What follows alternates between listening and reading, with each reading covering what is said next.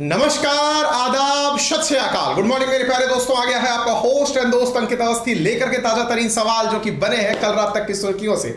स्वागत है मेरे सभी मित्रों का जो मेरे साथ में इस समय लाइव जुड़ चुके हैं, अपने सभी साथियों को लाइव आने का इन्विटेशन भेज चुके हैं, पेन पेपर हाथ में है, इंडिया और वर्ल्ड का मैप साथ में है और जानना शुरू कर चुके हैं आज की प्रमुख सुर्खियां। आज की प्रमुख सुर्खियों की हम आपसे चर्चा करेंगे। चर्चा के दौरान आपको बताएंगे कि किस तरह से हाल ही में दुनिया भर के अंदर तमाम विषयों पर, चाहे फिर वो विषय हो भारत से संबंधित, चाहे वो विषय हो बांग्लादेश से संबंधित, चाहे वो विषय हो ईरान और रूस से संबंधित, चाहे वो विषय हो बांग्लादेश और जापान से संबंधित, तमाम बातों का आज के सेशन में चर्चा की जाएगी। आज प्रमुख रूप से आपके सामने दो विषयों की और व्याख्या की जाएगी जो कि परीक्षा के पॉइंट ऑफ व्यू से बेहद महत्वपूर्ण है, जिनमें से एक होगा सागरमाला इनिशिएटिव। सागरमाला इनिशिएटिव के बारे में आपको बताया जाएगा कि किस तरह से, आवाज प्रॉपर नहीं जा रही है शायद, सही,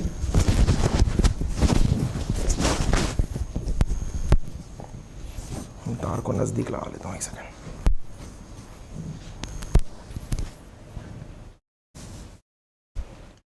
सागरमाला इनिशिएटिव के बारे में और साथ में बताया जाएगा कि हाल ही में किस प्रकार से सुप्रीम कोर्ट के द्वारा इस विषय पर दोबारा चर्चा करना प्रारंभ किया जा रहा है। किस विषय के ऊपर कि क्यों ना 15 दिन का जो जमानत पीरियड है उसको बढ़ा दिया जाए। तो इन सारे विषयों के ऊपर आज के सेशन में आप सबके साथ चर्चा होनी है। जल्दी से आप सभी से गुजारिश है कि सेशन को अपने सभी साथियों के साथ में साझा कर दें। चैनल पर नए हैं तो चैनल को सब्सक्राइब कर लें और जानना शुरू करें क्या कुछ खास है आज के सेशन में। हाँ जी, मेरे साथ में उपस्थित हो चुके हैं अरविंद, अखिलेश,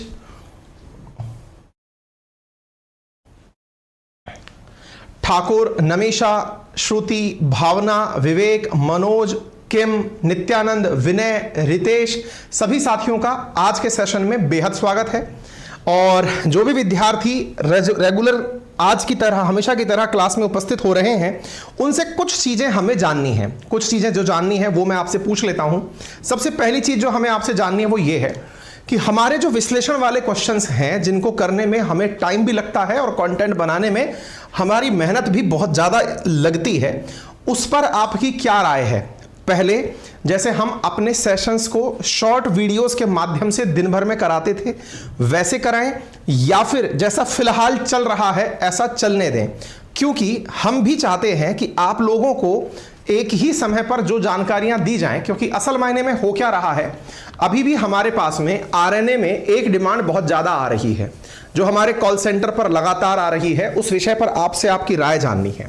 बात यह है, हम अपने इन सेशंस में जहां आपके साथ में 5 बड़े क्वेश्चंस का डिस्कशन करते हैं, इनमें ही 10 क्वेश्चन आपको बाद में वन लाइनर और देते हैं पढ़ने के लिए। उन वन लाइनर क्वेश्चंस के माध्यम से आपको जानकारियां दी जाती हैं, पूछा जाता है, कंटेंट के साथ साथ रिलेवेंट और क्या क्या चीजें हैं वो आपको तथ्यात्मक रूप से बताई जाती हैं। हमारे साथ में जो निरंतर चीजें डिमांड में आ रही हैं वो हैं वन लाइनर क्वेश्चंस के लिए भी कोई क्लास शुरू की जाए। वन लाइनर क्वेश्चंस को हम लोग असल मायने में वनडे एग्जामिनेशन के हिसाब से पढ़ते आए हैं। तो वनडे वाले जो क्वेश्चंस हैं उनको लेकर आपकी क्या राय है? उसके लिए कोई अलग सेशन किया जाए, ये सेशन ऐसे ही चलते रहने दिया जाए, उसके लिए कोई अलग प्रक्रिया शुरू की जाए, उस पर आप अपनी राय हमें जरूर दीजिएगा। असल में हुआ ये कि हमारे द्वारा आप लोगों के लिए एक सेशन वीकेंड पर और शुरू किया गया था, सैटरडे पर, लेकिन उसका हमें पर्सनली मुझे बेनिफिट इसलिए नहीं लगा क्योंकि जब क्वेश्चन भी मैंने आपको दिए हुए हैं, सॉल्यूशन भी पूरे वीक पर्यंत दिए हुए हैं, तो उसको लेकर के आप में क्यूरोसिटी होगी या नहीं, इसे लेकर मुझे खुद पर संदेह था। इस वजह से हमने उस चीज को सेकेंडरी डाल दिया। यदि आपकी राय रहे, यदि आपको ऐसा लगता हो कि सर शॉर्ट वीडियोस तो जैसे आप डालते हो वैसे डालते रहो, उसके अलावा जो वन लाइनर क्वेश्चंस हैं जिनमें आप फैक्ट्स हमें जान सकते हैं, बता सकते हैं, उनको शॉर्ट वीडियोस तो जैसे अपन अंकित इंस्पायर पे करते हैं 15-15, 20-20 मिनट वाले, उस तरह से आप यहां पर डालते रहिए। बाकी हमारे लिए वन लाइनर क्वेश्चंस की अलग से क्लास शुरू करिए या इसी को वन लाइनर में कन्वर्ट कर दीजिए। इन बातों पर आप अपनी राय आज के इस सेशन को पूरा होने पर हमें कमेंट बॉक्स में दे दें, ठीक है? हाँ जी, चलें आज के सेशन के अंदर आगे बढ़ते हैं। आज के सेशन का जो मोटिवेशन है वो है, संसार में ऐसी कोई समस्या नहीं जो आपके मन की शक्ति से अधिक शक्तिशाली हो।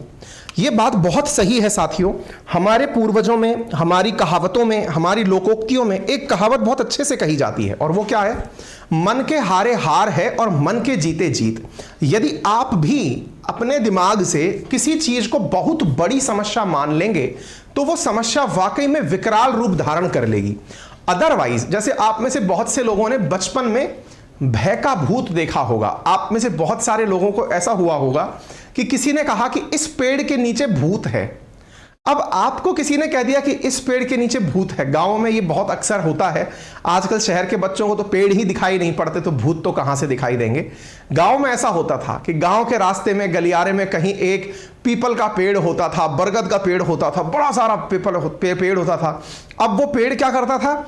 हवा जब चलती थी तो उसके पत्ते चल चल चल चल चल आपस में टकराते थे, और टकराने से ताली सी बजने की आवाजें आती थी। हमारे साथ क्या होता भाई, अगर वहां से जा रहे हैं और इस पेड़ के अंदर भूत है, बचपन में ऐसा कह के ऐसे डराते थे कि उस पेड़ के नीचे से टिड्डी मार के भागते थे। मेरा जैसा जो 4x4 आदमी है वो भी भागने की कोशिश करता था कि भाई निकल ले, इसके नीचे भूत है।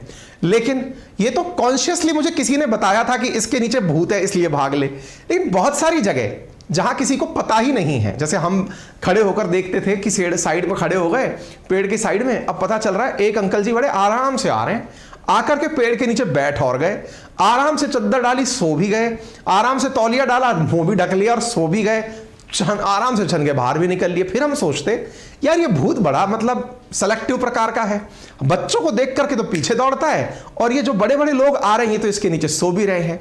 तब बाल मन में ये बात समझ नहीं आई, लेकिन आज समझ में आती है। और वो क्या है? भूत जो है ना वो मन का है।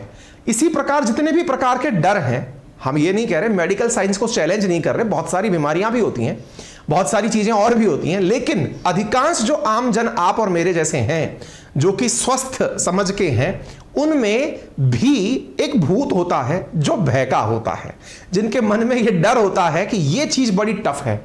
इसलिए आपसे गुजारिश यह है कि आप कुछ भी कर रहे हो, लोगों की राय उस बारे में मत जानो। आपको लगता है कि आप किसी एग्जाम की तैयारी कर रहे हैं, आपने किसी से पूछा कि भाई साहब ये एग्जाम कैसा है, उन भाई साहब ने इतना डरा दिया कि आपको लगता है कि अब तो मैं बैठते ही फेल हो जाऊंगा। अधिकांश समय पर ऐसा ही होता है। बढ़िया बढ़िया जो टॉपर्स होते हैं, जो अच्छे अच्छे स्टूडेंट होते हैं, वो और अच्छे एग्जाम में जाकर के परेशान ही होते हैं, क्योंकि दुनिया उनको कह देती है ये एग्जाम बहुत टफ है। और एक भाई जिसकी किसी ने परवाह ही नहीं करी, वो उस कॉम्पिटिटिव एग्जाम को यूं ही उड़ा के निकाल जाता है, क्योंकि उसे पता ही नहीं था, किसी ने डराया ही नहीं था, है ना। तो आपके सराउंडिंग में जितने भी लोग हैं, उनके डर को अपने ऊपर हावी मत होने दो, उनकी कही हुई बातों को अपने बाल मन पर मत आने दो। कोई आपसे कहता है कि ये टफ है, सुनो ही मत ना। अक्सर कहते हैं वो लोग बहुत ज्यादा काम कर जाते हैं इस दुनिया में जो अपने आंख खुली रखते हैं, कान बंद रखते हैं, कि सुनना नहीं है, बस देखना है और करना है ना। तो आपसे भी गुजारिश है कि लोगों की राय पर मत जाइए, अपना पोटेंशियल पहचानिए और काम करते जाइए, ठीक है। चलिए, तो हमारे साथ में कमेंट्स भी आने शुरू हो गए हैं। सत्यम लिख रहे हैं सर ऐसे ही चलने दो सर प्लीज, एक साथ में सब कवर हो जाता है, प्लीज सर ऐसे ही रहने दो। ठीक है सत्यम, मतलब मैंने तो राय मांगी है आपसी, है ना। इंजीनियरिंग रीता लिख रही है कि सर नेगेटिव फीलिंग का मतलब होता है भूत। बिल्कुल सही कह रही हैं आप।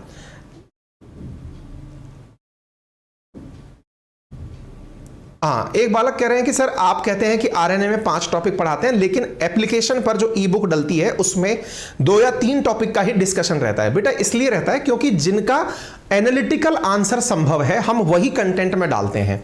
कुछ चीजें ऐसी होती हैं जो अपडेट के रूप में होती हैं, उनका रोजाना आंसर क्या तैयार करें, उसके लिए हमने इन्फोग्राफिक्स दे रखी हैं।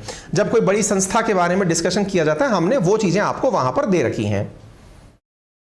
सुबोध लिख रहे हैं सर जैसे फिलहाल चल रहा है वो चलने दें, बड़ी मुश्किल से फ्लो आता है गुरुदेव, कितना करेंगे आप हम लोगों के लिए, सब आप ही एनालिसिस कर देंगे तो हम लोग कब मेहनत करेंगे। क्या बात है, मतलब एकदम ही इमोशनल कर दिया, रुलाओगा क्या वे हैं।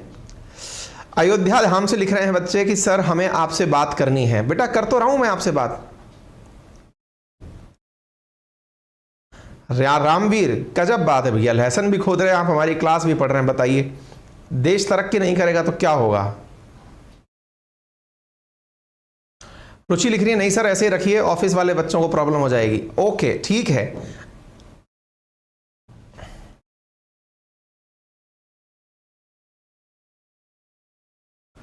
हाँ सुधांशु लिख रहे हैं सर 1 लाइनर के लिए अलग से सेशन लेकर आओ। ठीक है, करते हैं कोशिश, है ना। चलिए, तो सबकी अपनी अपनी राय है, अभी लाइव कमेंट में भी आ रही है और बाद में भी आएगी, हम उन सबको लेते रहेंगे, ठीक है। बढ़ते हैं फिलहाल के लिए आगे। आज की पहली खबर आपके सामने, गजब इंटरेस्टिंग खबर है। इंटरेस्टिंग खबर क्या है, हाल ही में एक जानकारी पता चली है। क्या जानकारी पता चली है कि ईरान जो है वो रूस से तेल खरीद रहा है। आप में से कईयों के दिमाग में कंफ्यूजन आ जाएगा कि सर ईरान तो खुद तेल परचेज करता है, ये क्या परचेज कर रहा है। हमने कहा तेल नहीं, अंग्रेजी में शब्द यूज किया जा रहा है जिसका हिंदी अखबारों ने कई जगह गड़बड़ मामला कर दिया। दैट इज फ्यूल, ईंधन खरीद रहा है साहब। अब आपके दिमाग में फिर सवाल आएगा, सर ईंधन तो समझ में आता है हमें, ईंधन का मतलब वही है ना, तेल, गैस, पेट्रोल, डीजल, यही तो सब है ईंधन, और क्या है। हमने कहा नहीं भाई, ये जो देख रहे हो आप। बोले हाँ, देख करके तो लग रहा है कुछ रॉकेट जैसा। हमने कहा हाँ, लेकिन जब साथ में सैनिक खड़ा हो तो वो रॉकेट नहीं, वो मिसाइल होती है। बोले हाँ हाँ, तो फिर कहना क्या चाहते हो। हमने कहा असल मायने में ईरान रूस से ईंधन खरीद रहा है। किस चीज का, ये इस मिसाइल का, मिसाइल का ईंधन खरीद रहा है। मतलब थोड़ा समझ में कम आ रहा है, ईरान और रूस की क्या कहानी है। अरे हमने कहा दुनिया में, मैंने कहा ना, मेरी बात मानो, अगर मैं ये कहूं तो भाई साहब मेरी नजर में तो अपन को अपनी आने वाली इसी अगले 2-4 सालों के अंदर वर्ल्ड वॉर देखने को मिलेगा। मतलब मस्त रहिए, बिंदास रहिए, पैसा जमा करके रखिए। मुझे पर्सनली ऐसी क्यों फीलिंग आती है, क्योंकि यार ये लोग रुक ही नहीं रहे, लॉबिंग ही लॉबिंग चल रही है, हथियार ही हथियार बनाए जा रहे हैं। कोई भी एक सन की सरकार आई, सारा मामला तहस नहस कर देगी। हम वो लोग हैं जो मतलब वसुधैव कुटुंबकम के बात के साथ चलते हैं कि सब परिवार में मिलजुल के रहो। पता नहीं दुनिया कहां जा रही है। बोले ऐसा क्यों कह रहे हो। हमने कहा चलिए सारे सीक्वेंस आपको आज की कहानी में जोड़ के बताते हैं। फिलहाल ये जान लो कि ईरान जो है वो मिसाइल के लिए फ्यूल खरीद रहा है, ये सुर्खी है। इस बात को क्यों जाने हम, अंतरराष्ट्रीय स्तर पर बहुत महत्वपूर्ण खबर है भाई ये। इस खबर के मायने क्या है। अरे भाई इस खबर के मायने ये हैं कि ईरान हाल ही में सऊदी के साथ शांति वार्ता स्थापित कर चुका है। बोले तो शांति वार्ता स्थापित कराने वाला कौन था, तो चीन था। तो बोले इस मामले में फिर ये मिसाइल का करेगा क्या। भाई दुनिया में शांति जब आ जाएगी तो ये मिसाइल का करेगा क्या। ईरान और सऊदी के बीच में शांति स्थापित कराने वाला चीन ठहरा। अब जब शांति स्थापित कर दी तो ये मिसाइल का करेगा क्या। तो आंसर है कि ये मिसाइल चलाएगा। किस पर चलाएगा भाई साहब, ये इजराइल पर चलाएगा। क्यों चलाएगा। अरे हमने कहा कुछ दिनों पहले मैंने कुछ दिनों पहले अपनी पाठशाला पर इसी जगह एक सेशन किया था 8 अप्रैल को, और इस सेशन को सुन लेना। ये सच्चाई है, दुनिया पर एक और युद्ध का संकट मंडरा रहा है, क्योंकि इजराइल ने कहा है कि we are ready to act against Iran. मतलब दुनिया में चीन ने शांति कराई किनके बीच में, सऊदी और ईरान के बीच में, कि चलो आमने सामने हो, मत लड़ो, लेकिन किसी ना किसी को लड़ने के लिए कोई तो चाहिए। तो भाई साहब इजराइल ने ईरान को थ्रेट कर दिया कि मैं तुमको मारूंगा। तो ऑब्वियस सी बात है ना, ईरान का दुश्मन कौन हुआ, इजराइल हुआ। तो भाई साहब दुनिया में एक और संकट है। यह जानकारी मैंने आप लोगों को आज से 8 अप्रैल को जानकारी दी थी, जिसमें मैंने इजराइल की तरफ से बताया था कि वो पूरी तरह तैयार है ईरान पर हमला करने के लिए। अगर ऐसा है तो इसका मतलब मिसाइल की तो जरूरत है। अब मिसाइल जब तक सऊदी पर चलानी थी ईरान को मिसाइल, तब तक ज्यादा दूर की मिसाइलें नहीं चाहिए थी।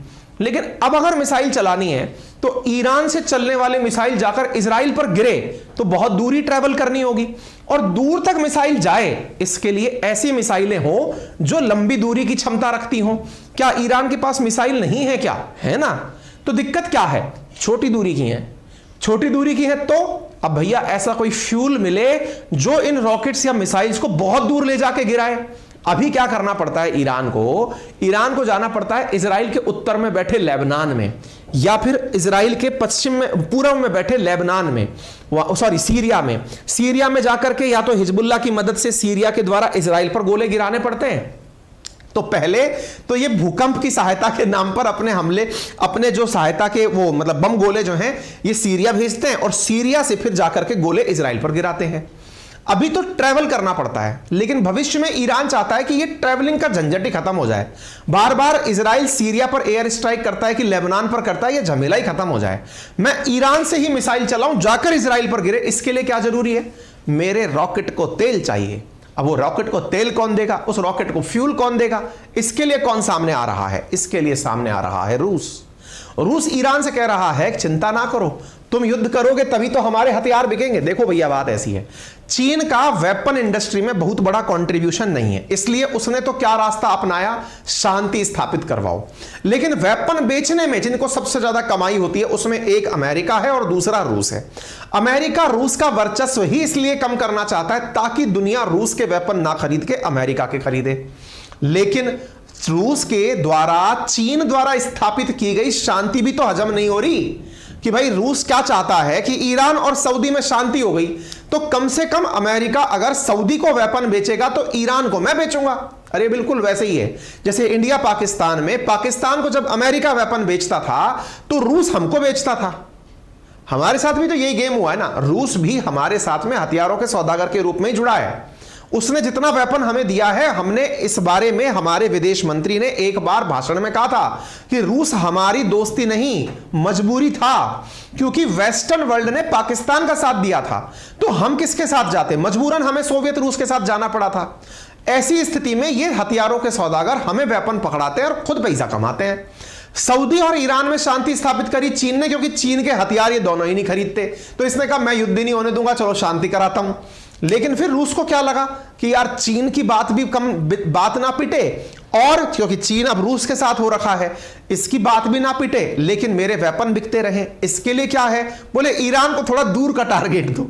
ईरान को दूर का टारगेट से मतलब, बोले ईरान वालों से कहो तुम मिसाइल चलाओ लेकिन जापान पे गिरनी चाहिए, वो सॉरी माफी चाहेंगे, इजराइल पर गिरनी चाहिए। बोले ठीक है। ये खबर कहां से आ रही है, पॉलिटिको नामक अखबार से यह खबर निकलकर आई है। क्या कि ईरान को जरूरत है अमोनियम परक्लोरेट की। अब यह याद कर लीजिएगा, पेपर में कई बार आपसे यह सवाल पूछा जा सकता है कि अमोनियम परक्लोरेट किस चीज में उपयोग लिया जाता है, या हाल ही में अमोनियम परक्लोरेट सुर्खियों में था, यह किस चीज में उपयोग में आता है। यह क्वेश्चन पूछा जाए तो आपके पास उसका संबद्ध आंसर होना चाहिए। अमोनियम परक्लोरेट साथियों बैलिस्टिक मिसाइल जो होती हैं उनमें फ्यूल के रूप में काम में लिया जाता है।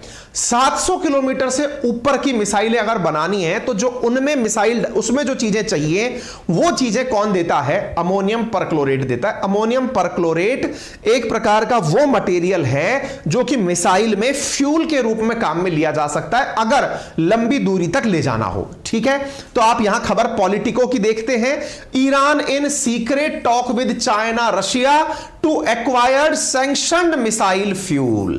तो कई जगह क्या हुआ, अखबारों ने इतनी सी ही खबर ले ली कि फ्यूल ले रहा है कौन, ईरान।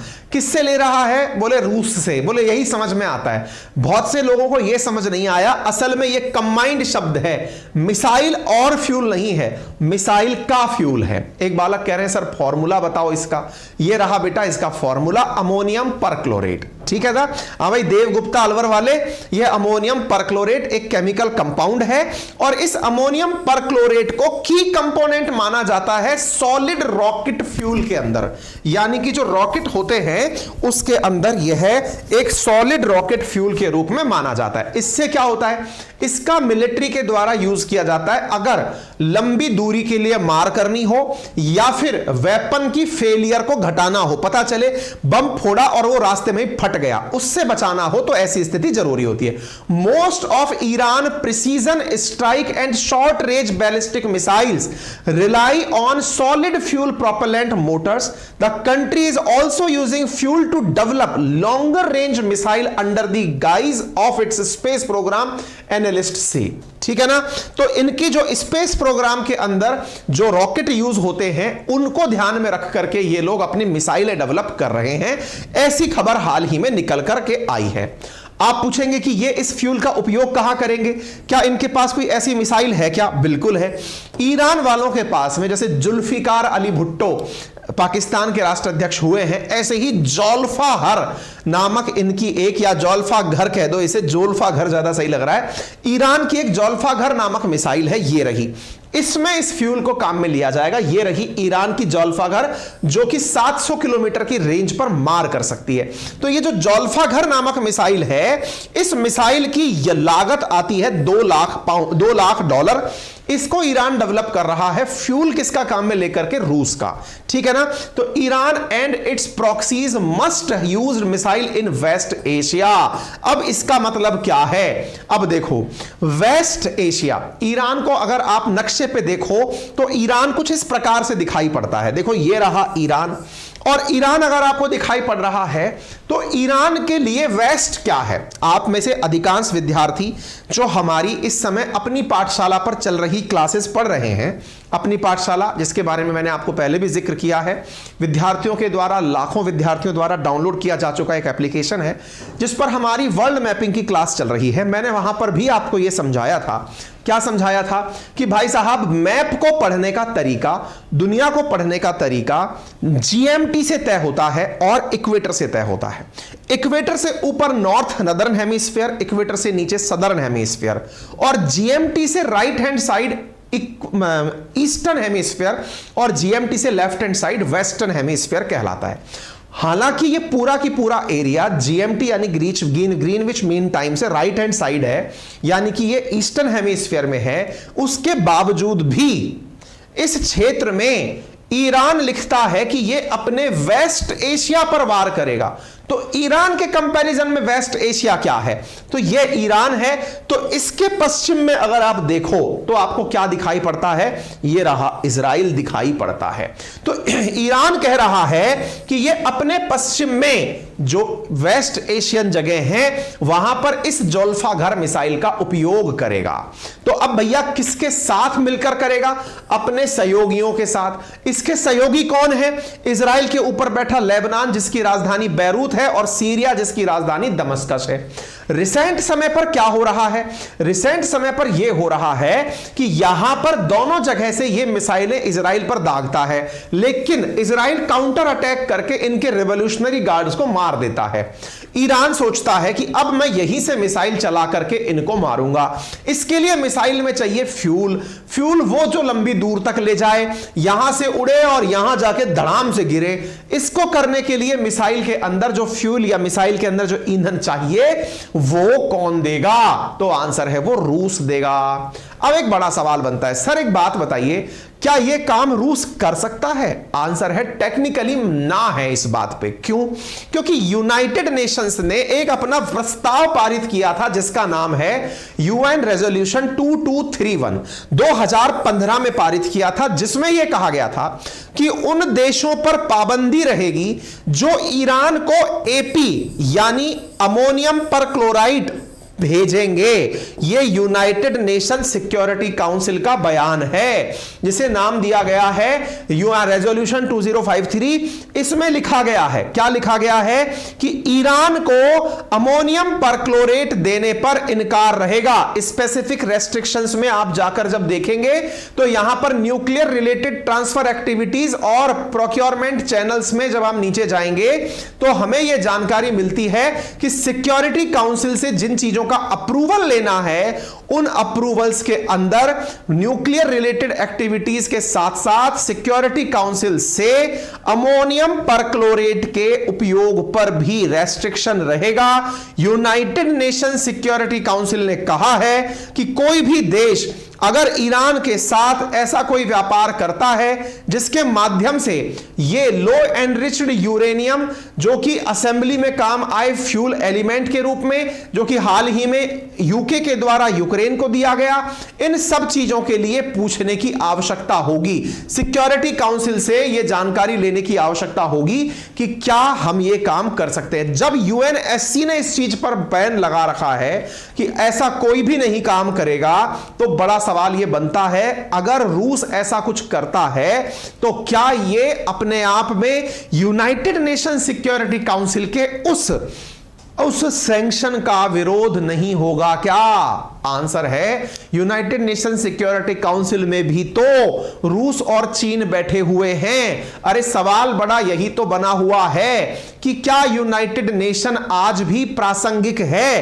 क्या वो आज भी सिग्निफिकेंट है? कारण क्योंकि असल मायने में उसके सिग्निफिकेंस को बड़ा सवाल इस बात का लगा हुआ है कि ये लोग यूएनएससी में बैठ करके भी युद्ध कर रहे हैं, इन्हें कौन रोकेगा? हाल ही में यूक्रेन द्वारा भारत के ऊपर एक बयान दिया गया है। यूक्रेन ने कहा है कि जिन परिस्थितियों में भारत चुप्पी साध कर बैठा हुआ है कि यूक्रेन उसके ऊपर, रशिया उसके ऊपर अटैक किए जा रहा है, भारत की परिस्थितियां हमसे कुछ ज्यादा अलग नहीं हैं। उसे ऐसी स्थितियों में अगर चुप रहना है तो भविष्य उसके लिए बड़ा संकट का है। यूक्रेन ने इस विषय को क्यों कहा? क्योंकि यूक्रेन का कहना था कि इंडिया जो है उसके भी तो उत्तर में और पूर्व में चीन बैठा है, वो भी तो ऐसे ही कब्जा करते चले जा रहा है, उसने भी तो अक्साई चीन पर कब्जा किया हुआ है। आज अगर इंडिया क्रीमिया जैसे हिस्से पर रूस के कब्जे को सही ठहराता है तो दुनिया फिर चीन के द्वारा भारत के अक्साई चीन पर जो कब्जा है उस पर चीन के खिलाफ क्यों बोलेगी? इसका मतलब सही था। यूक्रेन यह कहना चाह रहा है भारत से कि आप लोग जरा चेतिए, लेकिन हम क्या करें? हमारे अपने हित हैं, हम अपने पूर्व सहयोगियों के जो हमारे विकट समय पर काम आए उनके खिलाफ बोल नहीं सकते, हमारी भी कुछ मजबूरियां हैं। बड़ा सवाल, नेक्स्ट क्वेश्चन बनता है, क्या सर अमेरिका को ऐसा लगता है कि ईरान के पास आज तक ऐसी चीज थी ही नहीं, अमोनियम परक्लोरेट जैसी? आंसर है लगता नहीं, सच्चाई है ईरान के पास पहले था यह मटेरियल, लेकिन इतना नहीं था कि भर भर के मिसाइलों में यूज किया जा सके। क्योंकि आप ये 2022 की खबर देख रहे हैं, 2022 15 नवंबर की खबर देख रहे हैं। असल में युद्ध शुरू हुआ था 24 फरवरी 2022 से। ईरान और रूस एक दूसरे के काफी करीब आ रहे थे। क्यों करीब आ रहे थे? आपको मालूम होगा रूस से इस यूक्रेन युद्ध में जो सबसे बड़ी भूल हुई वो क्या थी? रूस के पास में ड्रोन नहीं थे। रूस हमेशा यही सोचता रहा कि मेरे पास तो तलवार है, मुझे सुई की क्या जरूरत पड़ेगी। लेकिन सही मायने में उसे ड्रोन, जो कि तुलनात्मक रूप से जिस देश के पास में मतलब हाइपरसोनिक मिसाइल हो उसके पास में ड्रोन ना हो, यह अपने आप में बड़ा ही हास्यास्पद था। रूस के पास ड्रोन का अभाव था और यूक्रेन को दुनिया भर के देशों ने ड्रोन उपलब्ध कराए, जिससे रूस को काफी नुकसान हुआ। उस समय पर तात्कालिक रूप से बनाकर जिस देश ने रूस को ड्रोन दिए या अपने बने बनाए ड्रोन जो पकड़ाए, उस देश का नाम ईरान था। ईरान ने जब ड्रोन पकड़ाए तो ईरान को बदले में क्या मिला? भाई ऑब्वियस सी बात है, इंडिया को रूस से तेल मिलता है, लेकिन ईरान में तो खुद ही तेल पैदा होता है, तो वो फिर रूस से क्या लेगा? तो उसे वेपन्स चाहिए थे। वेपन कैसे ले ले? क्यों ना ले सके? क्योंकि असल मायने में जो JCPOA है, जॉइंट कॉम्प्रिहेंसिव, जो इनके साथ प्लान बना था, प्लान ऑफ एक्शन बना था, किस बात को लेकर? अमेरिका द्वारा ईरान को यूरेनियम संबंधित जानकारी देने पर उसमें UNSC ने ही यह प्रावधान डाल रखा था कि कोई भी देश ईरान को ऐसा कोई मटेरियल नहीं देगा जो मिसाइल में काम आ सके। लेकिन रूस को मजबूरन अपनी मित्रता निभाने के लिए इन्हें अमोनियम परक्लोरेट देना पड़ा। और जब एपी इनके द्वारा पकड़ाया गया तो उसका परिणाम क्या निकला? परिणाम यह निकला कि अमेरिका ने 15 नवंबर 2022 को एक जहाज पकड़ा जो कि ईरान से जा रहा था यमन। क्या लेकर जा रहा था? Explosive material. और उस एक्सप्लोजिव मटेरियल में क्या था? एपी था। कितना था? 70 टन एपी था। यानी ईरान खुद तो यूज में ले ही रहा है और उस समय वो यमन में भी भेज रहा था ताकि वो सऊदी के ऊपर अटैक में काम आ सके। हालांकि आपको याद होगा ईरान और सऊदी के बीच में अब शांति स्थापित हो चुकी है। हमने अपनी पाठशाला पर इसका भी एक वीडियो काटकर डाला हुआ है जिसमें मैंने बताया है कि कैसे अमेरिकी वर्चस्व को हाल ही में चीन ने चुनौती दी और ईरान और सऊदी को एक कर दिया। अब ऐसी स्थिति में इन दोनों की जो मतलब डुअल डिग्री बन रही है वो ईरान के लिए कितनी फायदेमंद होगी, इससे अंदाजा आप यूं लगा लो। देखो कुछ कॉमन पॉइंट समझना। क्या कॉमन पॉइंट है? देखो रूस को स्विफ्ट टेक्नोलॉजी से बाहर निकाल दिया गया है। आप सबको अच्छे से यह जानकारी पता होगी। स्विफ्ट से बाहर निकाला गया पुतिन को। अच्छा, अब पुतिन का अपना एक स्विफ्ट क्या है जिनको नहीं पता मैं बता दूं, अंतरराष्ट्रीय रूप से जो पैसा ट्रांसफर करने की टेक्नोलॉजी थी उसका नाम स्विफ्ट था। अब रूस के पास अपनी एक अंतरराष्ट्रीय रूप से पैसा ट्रांसफर करने की टेक्नोलॉजी है, उसका नाम है मीर। आपको कुछ दिनों पूर्व याद होगा मैंने दो टर्मिनोलॉजी का उपयोग किया था, एक का नाम था SCO और एक का नाम था ब्रिक्स। मैंने आपको यह भी कहा था कि हाल ही में एक नई चर्चा निकल कर आई है और वो चर्चा क्या है?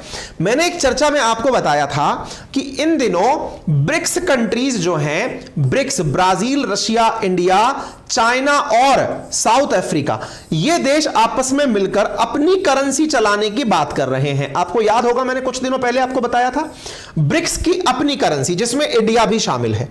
आपको जानकारी हो ऐसा ही एक संगठन और है जिसका नाम शंघाई कॉरपोरेशन ऑर्गेनाइजेशन है, जिसके अंदर सेंट्रल एशियन कंट्रीज 4, साथ में चीन, साथ में रूस और भारत और पाकिस्तान, कुल मिलाकर 8 देश शामिल हैं।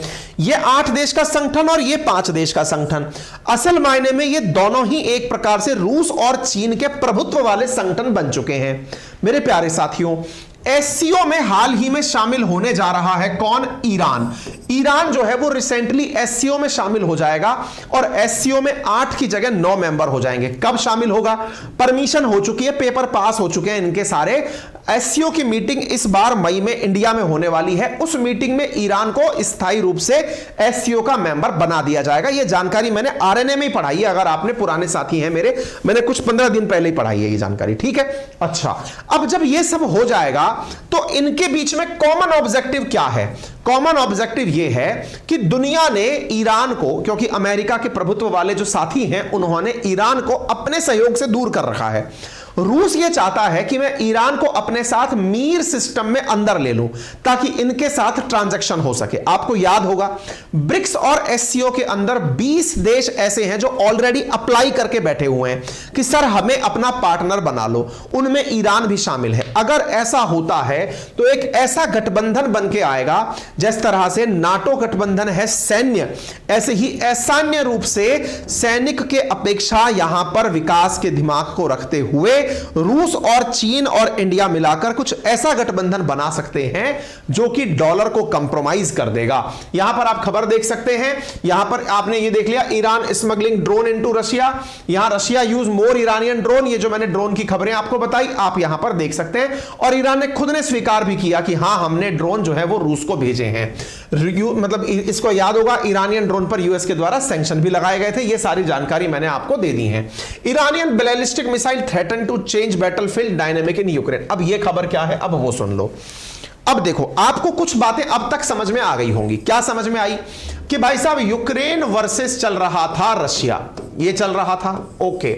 यूक्रेन वर्सेस रशिया में यूक्रेन को नाटो कंट्रीज के द्वारा दिया गया, क्या दिया गया? ड्रोन दिया गया। ड्रोन इनके पास में नाटो ने दिया, तो भैया रशिया को ड्रोन किसने पकड़ाया? ईरान ने पकड़ाया। इकलौता देश जो इसके साथ आया उसका नाम ईरान था और ईरान ने इनको ड्रोन पकड़ाया। चलिए साहब आगे बढ़ते हैं। इसकी एवज में रशिया और यूक्रेन, भाई नाटो को यूक्रेन से क्या मिला? कुछ भी नहीं मिला। यह मिला कि यूक्रेन रशिया को टक्कर दे रहा है। वहीं दूसरी ओर रशिया अपना हिसाब लगातार बराबर किए जा रहा है। रशिया ने ईरान से कहा चिंता ना करो, मैं आपको अब अपना एपी दूंगा। एपी बोले तो मिसाइल फ्यूल दूंगा, अमोनियम परक्लोरेट दूंगा। ये क्या है? असल में ये मिसाइल फ्यूल है। अब साहब मिसाइल फ्यूल किसने किसको पकड़ा दिया? रूस ने ईरान को पकड़ा दिया। मिसाइल फ्यूल मिल गया इनको। अब मिसाइल फ्यूल मिल गया तो इसका क्या उपयोग होगा? ये तो ड्रोन बना दिया। अब देखो साहब चक्कर क्या है? चक्कर यह है कि मिसाइल फ्यूल से जोल्फाघर, मैंने जो अभी आपको बताई थी, जोल्फाघर नामक एक मिसाइल है। किसके पास है वो मिसाइल? जोल्फाघर। ईरान के पास में मिसाइल है जिसकी रेंज क्या है? 700 किलोमीटर है। उस मिसाइल को अपडेट किया जाएगा किससे? इस एपी से, अमोनियम परक्लोरेट से। उस मिसाइल का क्या होगा? उस जोल्फाघर को किसको दिया जाएगा? रूस को दिया जाएगा। ये दिया जाएगा या दे दिया गया है? दे दिया गया है। जरा न्यूज पढ़िए क्या लिखा हुआ है।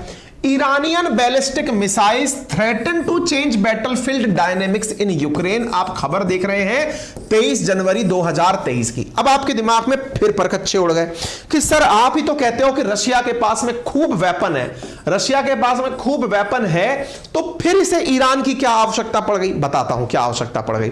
देखो अगेन, रूस के द्वारा जो सबसे बड़ी गलतियां हुई इस वॉर में वो क्या थी? गलतियों की अगर व्याख्या की जाए तो इसने हमेशा तलवार बनाई, सुई नहीं बनाई, अर्थात इसने ड्रोन बनाए ही नहीं थे। अच्छा, दूसरा मतलब थे जो काम के नहीं थे, एक तरह से ये समझिए कंपटीशन में काम नहीं कर पाए। दूसरी तरफ दूसरी जो चीज इसने करी वो क्या करा, इसने जिरकॉन जैसी मिसाइल सिस्टम तो बना ली, इसने जिंकिंजल जैसी मिसाइल सिस्टम तो बना दी, एवरग्रांडे जैसी मिसाइल तो बना दी, बट इसके पास शॉर्ट रेंज की जो मिसाइलें थी जो कि भरपूर मात्रा में उपयोग हो सके वो नहीं थी। कुछ ऐसे समझिए, इसने चौपहिया वाहन तो बनाया लेकिन बना दिया BMW ऑडी जैसा। इसने मारुति 800 नहीं बनाई, मतलब जो रोजाना के अंदर सस्ते दामों में काम आ सके, मारुति की गाड़ियां नहीं बनाई इसने। अब भाई रूस है, क्योंकि दुनिया को बढ़िया माल बेचना है तो इसने बढ़िया ही बनाया, लेकिन बढ़िया माल को जब ये यूक्रेन पर लगातार बरसाया जा रहा है तो इसका भी खर्चा हो रहा है, इसके पास भी माल खत्म होता जा रहा है। ऐसी स्थिति में आपको जानकर आश्चर्य होगा कि भाई रशिया को यूक्रेन पर गोले दागने हैं तो कोई बहुत दूर तक थोड़ी चलानी है मिसाइल, छोटे से क्षेत्र में चलानी है, चला के डाल दी। अब आपको जानकर आश्चर्य होगा कि रशिया के द्वारा यूक्रेन पर जो छोटी दूरी की मिसाइलें दागनी थी उनकी जो कीमत पड़ती है वो पड़ती है एक मिसाइल की $1 मिलियन के आसपास। कितनी? $1 मिलियन के आसपास। खर्चा सोचो कितना बड़ा है, $10 लाख के आसपास मिसाइल का खर्चा पड़ता है। ये रशिया का आंकड़ा है, अब ये कितने का है सच्चाई नहीं पता है, लेकिन इनकी जो जौल्फागर मिसाइल है वो मात्र $2 लाख में पड़ जा रही है। ऐसी स्थिति के अंदर रशिया का यह मानना है कि जब 1/5 हिस्से के अंदर ईरान की मिसाइल मुझे मिल सकती है तो मैं अपनी क्यों वेस्ट करूं। इसने ईरान से एपी के माध्यम से अपनी वो बनवाई। इधर देख लीजिएगा, the unit cost of Iranian missile are much lower when compare to Russian caliber cruise missile. अगर आपको ये बात समझ में आ गई हो तो इससे क्या हुआ, इससे साहब ईरान जो है ना वो रूस के लिए एक सप्लायर बन गया और बढ़िया से अपनी मिसाइलें डिलीवर किया। उम्मीद है आपको ये प्यार समझ में आ रहा होगा, ठीक है। अच्छा, इसके अलावा Russia and Iran are combining their banking system. ये मीर सिस्टम के बारे में मैंने आपको बता दिया है, उम्मीद है आपको समझ में आ गया है। और मैंने आपको कुछ दिनों पहले 7 दिनों पहले अंकित इंस्पायर इंडिया पर भी ये जानकारी दी थी कि किस तरह से यूएस को चुनौती देने के लिए 5 देश ब्रिक्स के कंट्री आपस में अपनी करेंसी लेकर के सामने आ रहे हैं, ठीक है। उम्मीद है ये बात आपको समझ में आ गई हो। तो करेंसी ऑफ ईरान क्या है, ये एक सवाल है जो हमने आपको पहले भी कराया है। उम्मीद है आप लोगों को ये बात समझ में आ गई हो। बताएं साहब, कोई भी प्रश्न सवाल कोई भी दिक्कत तो परेशानी हो तो बताएं। 110 रुपए दा थिंकर ने भेजे हैं, सर मैंने अपनी पार्सल भेजा है, पेड कोर्स यूट्यूब में आ रही है, प्लीज चेक।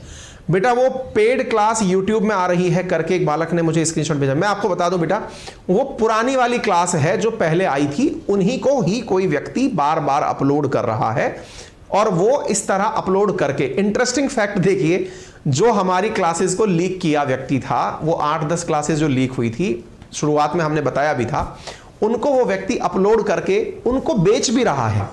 और बेचारे भोले बालक समझ रहे हैं कि सर का 1999 का जो साल, मतलब कॉमन सेंस यूज करिए। उस एक ऐसे अज्ञात व्यक्ति पर लोग विश्वास कर रहे हैं, वो भी मेरी लीक क्लासेस को 200-200 रुपए में बेच रहा है। लोग 200 रुपए में पूरा कोर्स बेच दे रहे हैं और मेरी 8-8 क्लासेस वो 200 रुपए में बेच रहा है भाई। मतलब मुझे ऐसा लगा कि मेरी इतनी वैल्यू है ये मुझे ही नहीं पता है। वो भाई सब पैसे वसूल रहा है। अच्छा, दूसरा, लोग उसके, मैंने कमेंट पढ़े उस चैनल के, एक बालक बता रहा है ना, उसके कमेंट पढ़े, उसके सामने मेरे साथी जो हैं कई विद्यार्थी उससे रिक्वेस्ट कर रहे हैं, भाई तू अगला वीडियो कब लाएगा यार, थैंक यू सो मच यार, तू सर का वीडियो ले आया। बेटा अगर आप आज जीवन में चोरी के माल की इतनी प्रशंसा करेंगे और फिर देश में अपेक्षा करेंगे कि भ्रष्टाचार ना रहे, कैसा मुल्क चाहते हैं आप? मतलब ये बड़ा ही अचरज वाला पॉइंट है। एक बालक ने जो अभी 110 रुपए डालकर मेरा ध्यान जिस तरफ आकर्षित किया है उसे मैं बता दूं बालक, हमारे देश में एक बहुत बड़ी समस्या है, पता है क्या है? हम अपने जीवन चक्र में, हम अपने व्यवहार में भ्रष्टाचार को खूब एडमायर करते हैं। कैसे? ट्रेन में टिकट नहीं मिल रहा, टीटी से कहेंगे भाई साहब 150 रुपए ले लो यार, कर दो। रास्ते में पुलिस वाले ने रोक लिया, भाई साहब 150 रुपए ले लो यार, जाने दो। अगर किसी प्रकार से सस्ता कोर्स मिल जाए, भाई तू लीक कर यार, तू ले ले। कोई पायरेटेड मूवी दिखा दे, अरे हाँ यार 10 रुपए में मूवी दिख जाएगी, अच्छा बहुत जबरदस्त था। लेकिन अगर कोई भ्रष्टाचार करता हुआ पकड़ में आ जाए, ओहो ये तो भ्रष्टाचारी हो गया, ओहो ये तो भ्रष्टाचारी हो गया। अरे अपनी गिरेबान झांक के देखो, पहले बोलने से पहले ये झांको कि हम असल में खुद क्या हैं। हमारे हिंदुस्तान की एक बहुत बड़ी समस्या है ये, we are hypocrites, majority of us. हम लोग बोलते जो हैं वो हमारे व्यवहार में नहीं है। हम अगर ये बोलते हैं कि हम भ्रष्टाचारी नहीं हैं, असल मायने में हम अपने कर्तव्य में उस चीज को दिखाने में बहुत पीछे हैं। असल मायने में हमने तो घर तक में रिश्वत देने की प्रथा चला रखी है। बेटा तुम टॉप कर जाओ, तुम्हें इतना पैसा मिलेगा। क्यों भाई, वो तो उसका कर्तव्य है पढ़ना। बाप का काम पैसे कमाना है, बच्चे का काम पढ़ना है, तो टॉप करने पर मिठाई क्यों? वो जो भ्रष्टाचार के नाम पर आप एप्रिसिएशन दे रहे हैं ना, वही चीजों से आगे बिगाड़ रही है। ये बहुत बड़ा वो है, कभी चर्चा करेंगे भ्रष्टाचार के ऊपर। ये मतलब आप सरकारी सेवाओं में आओगे तो पता चलेगा भ्रष्टाचार कितना गहराई तक लोगों को छू रखा है। लोग पद नाम पर तारीफें नहीं करते। पद नाम पर आपको पता चलता है फलाना सिंह इस पद पर है, आपको यह नहीं दिखाई देता कि उसकी सरकारी तनख्वाह जो है ना वो तो इतनी सी है, उससे तो उसकी गाड़ी का डीजल नहीं निकलेगा। आपको क्या दिखता है पता है? उसके पीछे इतना पैसा है, इस पद पे तो इतना पैसा। अरे वो क्या है? आप किस चीज को एडमायर कर रहे हो? आप एडमायर कर रहे हो भ्रष्टाचार को। फिर आप कहते हो कि हमारे बीच में से कोई नेता निकलता है 2G 4G पता नहीं कौन से स्कैम कर देता है। स्कैम करने के बाद हम हाय हाय के नारे लगाते हैं, देखो भ्रष्टाचारी, देखो भ्रष्टाचारी। किस तरह के लोग हैं? हम अपने आप को समझना होगा। यह समाज जिन लोगों से मिलकर बना है, असल में हमारे नेता कंफ्यूज है। जो असल में भ्रष्टाचार में पकड़ में आ गया वो कंफ्यूज है कि यार मैं भ्रष्टाचार में पकड़ में आया। आप सोचिए ना, आज हमारे देश में एक बहुत ज्यादा प्रथा अभी इन दिनों चली है। यूट्यूब के ऊपर एक बहुत ही तगड़ा घमासान मचा हुआ है। घमासान मचा हुआ है टॉपर को खरीदने का। कोई कह रहा है टॉपर को थार दे दो, कोई कह रहा है टॉपर को बंगले दे दो, कोई कह रहा है 15 लाख रुपए दे दो। टॉपर खरीदे जा रहे हैं। असल मुद्दा जो आ रहा है वो एथिक्स का ही तो आ रहा है। क्या आ रहा है कि आज जो 15 लाख रुपए में अपने आप से यह बताना भूल गया कि मैं पढ़ा किससे था। जिस व्यक्ति ने उस पैसे के लालच में उत्तरदायित्व कि मैं किससे सही मायने में पढ़ा था वो बताना भूल गया, आप उससे अपेक्षा कर रहे हो कि वो एक दिन बहुत अच्छा प्रशासक बनेगा। ये बड़ा सवाल है। और वही नहीं, ये हर सेक्टर में चल रहा है। आप IIT के रिजल्ट देख लो, नीट के रिजल्ट देख लो, इवन आजकल यूपीएससी और स्टेट पीसीएस के जो टॉपर्स हैं ना, वो जब किसी प्लेटफॉर्म पर इंटरव्यू देने जाते हैं तो उनकी पहली आस्क ये होती है, हालांकि ये सब बातें आपको ओपनली बोलने की नहीं है, कि क्या हमें मिलने वाला है, किस तरह से हमारे साथ में ट्रीटमेंट किया जाएगा, क्या सुविधाएं रहने वाली हैं। अरे यार, आपको लोगों को मोटिवेट करना है, जाइए और मुफ्त में जाके मोटिवेट करिए। आपको प्लेटफॉर्म मिल रहा है, बच्चों को सही राह दिखाइए ना जाकर के। आजकल जितने भी टॉपर्स को आप इधर उधर देख रहे हैं, वो टॉपर्स, एक बहुत ही फेमस किस्सा था राजेंद्र नगर में जब हम पढ़ा करते थे, नाम नहीं लूंगा मैं। एक भाई साहब थे जिनका उस समय यूपीएससी के अंदर सिलेक्शन हुआ, IAS FIAS बन गए। उनके एथिक्स में गजब के नंबर आए, सबसे ज्यादा नंबर उनके एथिक्स में आए थे, जिसकी वजह से वो यूपीएससी के रैंक निकाल ले गए। अच्छा साहब, उनको कोचिंग ने इंटरव्यू देने बुलाया, कि मतलब वो भाषण देने के लिए बुलाया, बच्चों को एथिक्स के ऊपर ज्ञान दो। उन भाई साहब ने उस कोचिंग में जाने के कि मैं आऊंगा तो सही एथिक्स पर ज्ञान देने, लेकिन इस सेशन को देने के मैं लाख रुपए लूंगा। बोले भाई साहब, ये कैसा एथिक्स सीख कर आए हैं या लिख कर आए हैं? असल में हमारी कथनी करनी में कितना अंतर है। आंसर लिख रहे हैं हम एकदम आदर्शवादी, नैतिकतावादी, कि हम बता रहे हैं कि ऐसा होना चाहिए। बेचारा वो कॉपी चेकर भी बेवकूफ बन गया कि जिस आदमी को मैंने इतने मार्क्स दे दिए एथिक्स के पेपर में, वो जब एथिक्स पर भाषण देने जा रहा है तो पहले ही दिन जाके वो कोचिंग से कह रहा है कि मुझे इतने रुपए दो, तब जाके मैं भाषण देने आऊंगा। आपके दिमाग में प्रश्न बन सकता है, सर कोचिंग वाले भी तो लाखों 50,000 रुपए इतने पैसे कमा रहे हैं। अरे भैया, कमा रहे हैं, उसके एवज में वो पढ़ा भी रहे हैं आपको। सरकार को टैक्सेशन भी सबसे ज्यादा कोचिंग वाले ही दे रहे हैं। सर्विस सेक्टर के अंदर कोचिंग एक पैरेलल इकोनॉमी बन गई है, कभी चर्चा करेंगे इस चीज पर। खैर, फिलहाल के लिए आप सब चीजों में बहस में उस पक्ष में मत पड़िए कि कौन सही कौन गलत। केवल ये जान लीजिए, किसी को कुछ कहने से पहले खुद को झांकिए कि आपको सरकारी सेवाएं क्यों पसंद हैं। बहुत सारे लोग इंटरव्यू के हिसाब से आंसर तैयार करके रखते हैं, मुझे सरकारी सेवाएं इसलिए पसंद है साहब, मैं राष्ट्र निर्माण करना चाहता हूं, मैं देश के अंदर क्रांति ला दूंगा। क्रांति ला दोगे? क्या क्रांति ला दोगे भाई? सरकारी सिस्टम काम कर नहीं रहे, आपसे अच्छे अधिकारी ऑलरेडी काम नहीं कर रहे, खूब कर रहे हैं। असल में पता है क्या है, वो जो समाज के अंदर चार भाई साहब आकर के आपको धन्यवाद देते हैं ना, अरे भाई साहब मतलब बधाई हो बधाई हो, बोले क्या, अरे यार खूब पैसा है यार इस पद पे, तो यार भाई साहब हुआ है मेरे साथ ऐसा। मेरे को बधाइयां इसलिए नहीं मिली कि आपने एग्जाम क्रैक कर लिया, बधाइयां इसलिए मिली सर माय गॉड पैसा ही पैसा होगा। क्या है ये? इसके लिए मैंने फिर कलम पकड़ ली। मैंने कहा नहीं, मेहनत से आएगा, दो पैसा आएगा, वो कर लेंगे यार। समझिए इन चीजों को। मतलब समाज के अंदर ना जिस तरह की कमियां हैं उनको हमारे ही जैसे लोग दूर कर सकते हैं और हमारे ही जैसे लोग उसको पैदा कर सकते हैं। आपको डिसाइड करना है कि किस तरफ आप हैं। ठीक है, भाषण हालांकि किसी और चीज पर था, किसी और चीज पर निकल गया। फिर भाई साहब किसी एक ने 110 रुपए डाल दिए। आफ्टर ईरान और Russia friendship now India can purchase Iranian oil through Russia easily. हाँ, ये बालक ने जो बात लिखी अद्वैत ने कि क्या ईरान से इंडिया तेल परचेज कर सकता है, वास्तविकता में भाई बात ऐसी है कि ईरान से तेल परचेज कर तो हम पहले भी सकते थे, लेकिन मुसीबत यह थी कि ईरान के पास में इंडिया का सपोर्ट करने जैसा कोई सिस्टम नहीं है। रूस के पास बहुत कुछ है। कल को अगर ऐसा हुआ कि हमारे ऊपर सैंक्शन लगाने के लिए अमेरिका तैयार हो गया कि नहीं इंडिया पर सैंक्शन लगा दो, तो भी रूस हमारे साथ रहकर हमारी कमियों की पूर्ति कर देगा। हमें तेल चाहिए, हमें वेपन चाहिए, हम उसके साथ मिलकर के एकदम कॉम्पिटेंट इनफ हो जाते हैं कि हाँ भाई चलो हम एक दूसरे के लिए पूरी तरह से कंपैटिबल हो गए। अच्छा, लेकिन ईरान के केस में क्या है कि हम ईरान से तेल लेकर उसका तो भला करते हैं, ईरान हमारा कोई भला नहीं कर पाता। ईरान केवल तेल बेच के हमसे पैसे ही कमाता है, भले के नाम पर वो खुद ही संकट में उलझा हुआ है। इसलिए ईरान से हमने तेल नहीं खरीदा। रूस से तेल खरीदने का मतलब यह था कि हमने अपनी रिस्क कैलकुलेट कर ली थी कि अगर हमने अमेरिका से सैंक्शंस ले भी लिए तो कोई खास फर्क नहीं पड़ेगा। फर्क यही पड़ेगा हमारे एक्सपोर्ट यूरोपियन वर्ल्ड में और अमेरिका में नहीं होंगे, लेकिन उसका ज्यादा नुकसान अमेरिका को होगा, हमें नहीं होगा। यह हमने कैलकुलेटेड रिस्क ली थी। ठीक है,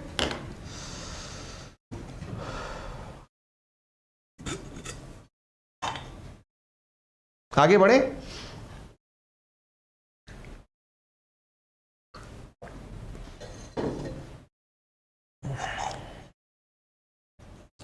एक बालक भाई साहब भारी सी लाइन लिख दिया है, कुछ पूजा पूजा लिख दिया है।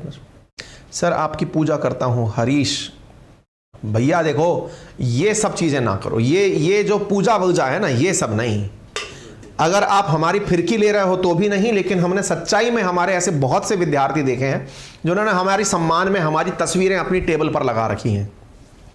मैं आपके साथ में आपका बड़ा भाई बनकर आपके पास बैठूं ये मेरे लिए ज्यादा जरूरी है। मैं आपके तस्वीर में, फ्रेम में नहीं जाना चाहता, है ना। मतलब प्लीज, अगर मैं आपके लिए कुछ भी अच्छा हूं तो मेरे से जिनकी बारे में मैं तारीफें करता हूं ना, अगर मानना है तो इनके मूल्य मानो, इनकी नैतिकता मानो, वो मानो। ये सब बातें बोल करके अगर आप इस तरह का 1% भी विचार रखते हैं, प्लीज ऐसा ना करें। इंसान को इंसान रहने दें। भाई साहब पैसों की धन वर्षा हो रही है, हमें लग रहा है बात ही करते रहना चाहिए। $20 आए भाई साहब। भाई साहब डीबीजी ने यू आर अमेजिंग लिखकर पैसे भेज दिए। बहुत बहुत धन्यवाद डीबीजी। अब हम चलते हैं आगे और पढ़ाते हैं। चलिए आगे बढ़े, चलिए देखते हैं साथियों। अब ये खबर जो है ना, अब बाय द वे अपनी पाठशाला के बारे में मैंने बता रखा है। अपनी पाठशाला जिसका वो कोर्स लीक होने की बात कर रहा था, वो कोर्स है ही इतना अमेजिंग। जिन्होंने पढ़ लिया उनसे एक बार पूछ लीजिए, आपको खुद से समझ में आ जाएगा कि उस कोर्स की क्या विशेषता है। वर्ड मैपिंग, वर्ड ज्योग्राफी दोनों वहां पर अभी उपलब्ध हैं, आप उन्हें पढ़ सकते हैं। भविष्य में आने वाली पॉलिटी, हिस्ट्री, इकोनॉमी भी आपको वहां पर पूरे साल भर का सब्सक्रिप्शन सारे सब्जेक्ट के साथ 1999 रुपीज में अवेलेबल हो रहा है। ठीक है, चलिए आगे बढ़ते हैं साथियों। एक बड़ी इंटरेस्टिंग खबर है साहब। बड़ी इंटरेस्टिंग खबर क्या है? जापान बांग्लादेश में अपना औद्योगिक हब स्थापित करने जा रहा है। अच्छा बाय द वे, जब आप इस खबर को देखते हैं तो आपके दिमाग में प्रश्न क्या बनता है? एक बार के लिए बेसिक प्रश्न की कल्पना करते हैं। क्या प्रश्न बनता है कि जापान बांग्लादेश में इंडस्ट्रियल हब डेवलप करने जा रहा है? आपके दिमाग में आइडिया क्या आता है? अगर इंडस्ट्रियल हब यह बना रहा है तो यार इंडिया के साथ गलत कर रहा है, इसका मतलब क्या लगता है? आपकी ओपिनियन क्या है? जैसे ये खबर आपने सुनी कि इंडस्ट्रियल हब इन बांग्लादेश, आपकी फर्स्ट रिएक्शन क्या है वो बताइए। बाकी तो मैं आपको बता ही रहा हूं।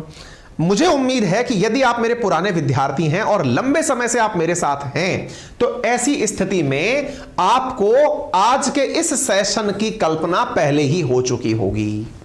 नहीं हो चुकी तो मैं आपको केवल रफ स्केच करके बता देता हूं। मैं इसीलिए आपके कमेंट की प्रतीक्षा में हूं।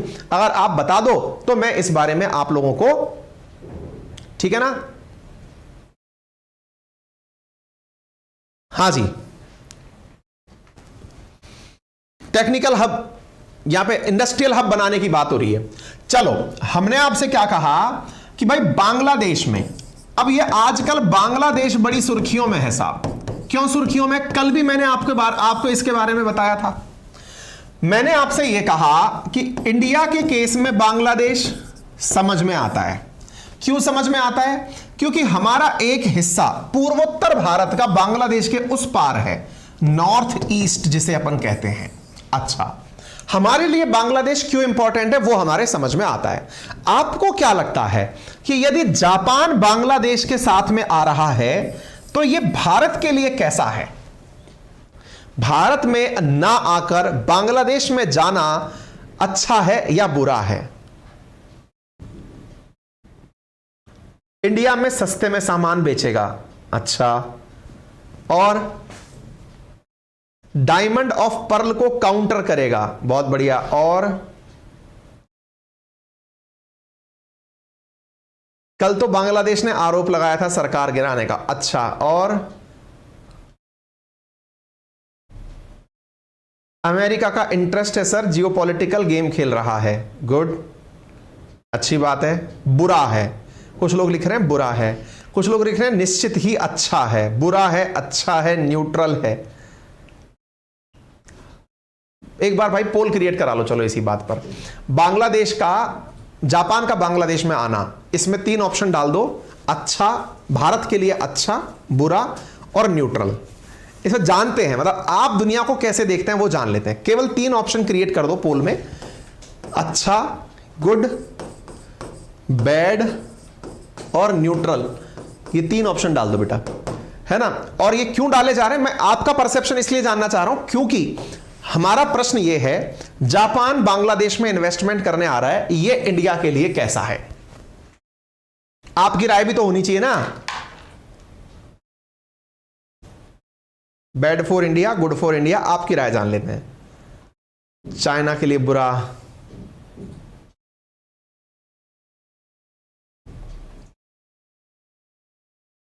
हैवी लॉस,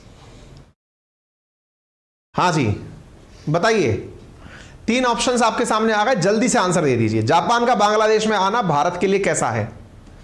पोल में आंसर आ चुका है, जल्दी देखें।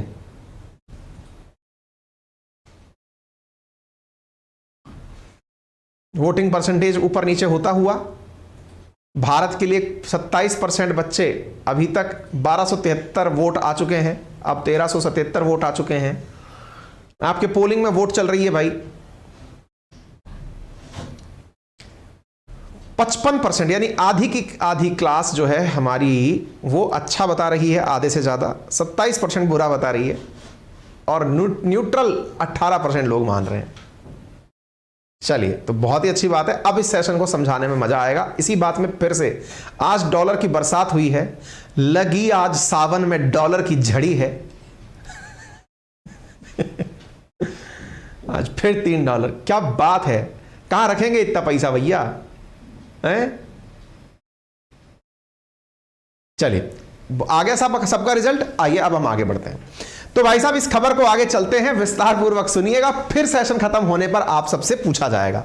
चलिए जी, फिलहाल के लिए खबर यह है, Japan proposes industrial hub in Bangladesh with supply chain to India. लीजिए खबर सुनिए साहब। खबर यह है कि बांग्लादेश में इन्होंने इंडस्ट्रियल हब बनाने की बात की है, जिससे ये भारत में सप्लाई चेन डेवलप कर पाएंगे। सप्लाई चेन डेवलप कर पाएंगे मतलब, एक बच्चे ने कहा था माल बना के इंडिया में भेजेंगे, फिर तो कई लोग कह रहे होंगे बहुत अच्छा हुआ, बुरा ये देख लो, हमने तो कहा ही था आपसे बुरा है, इंडिया में माल भेजने की बातें चल रही हैं। अच्छा, Japan proposes industrial hub in Bangladesh with supply chain to India.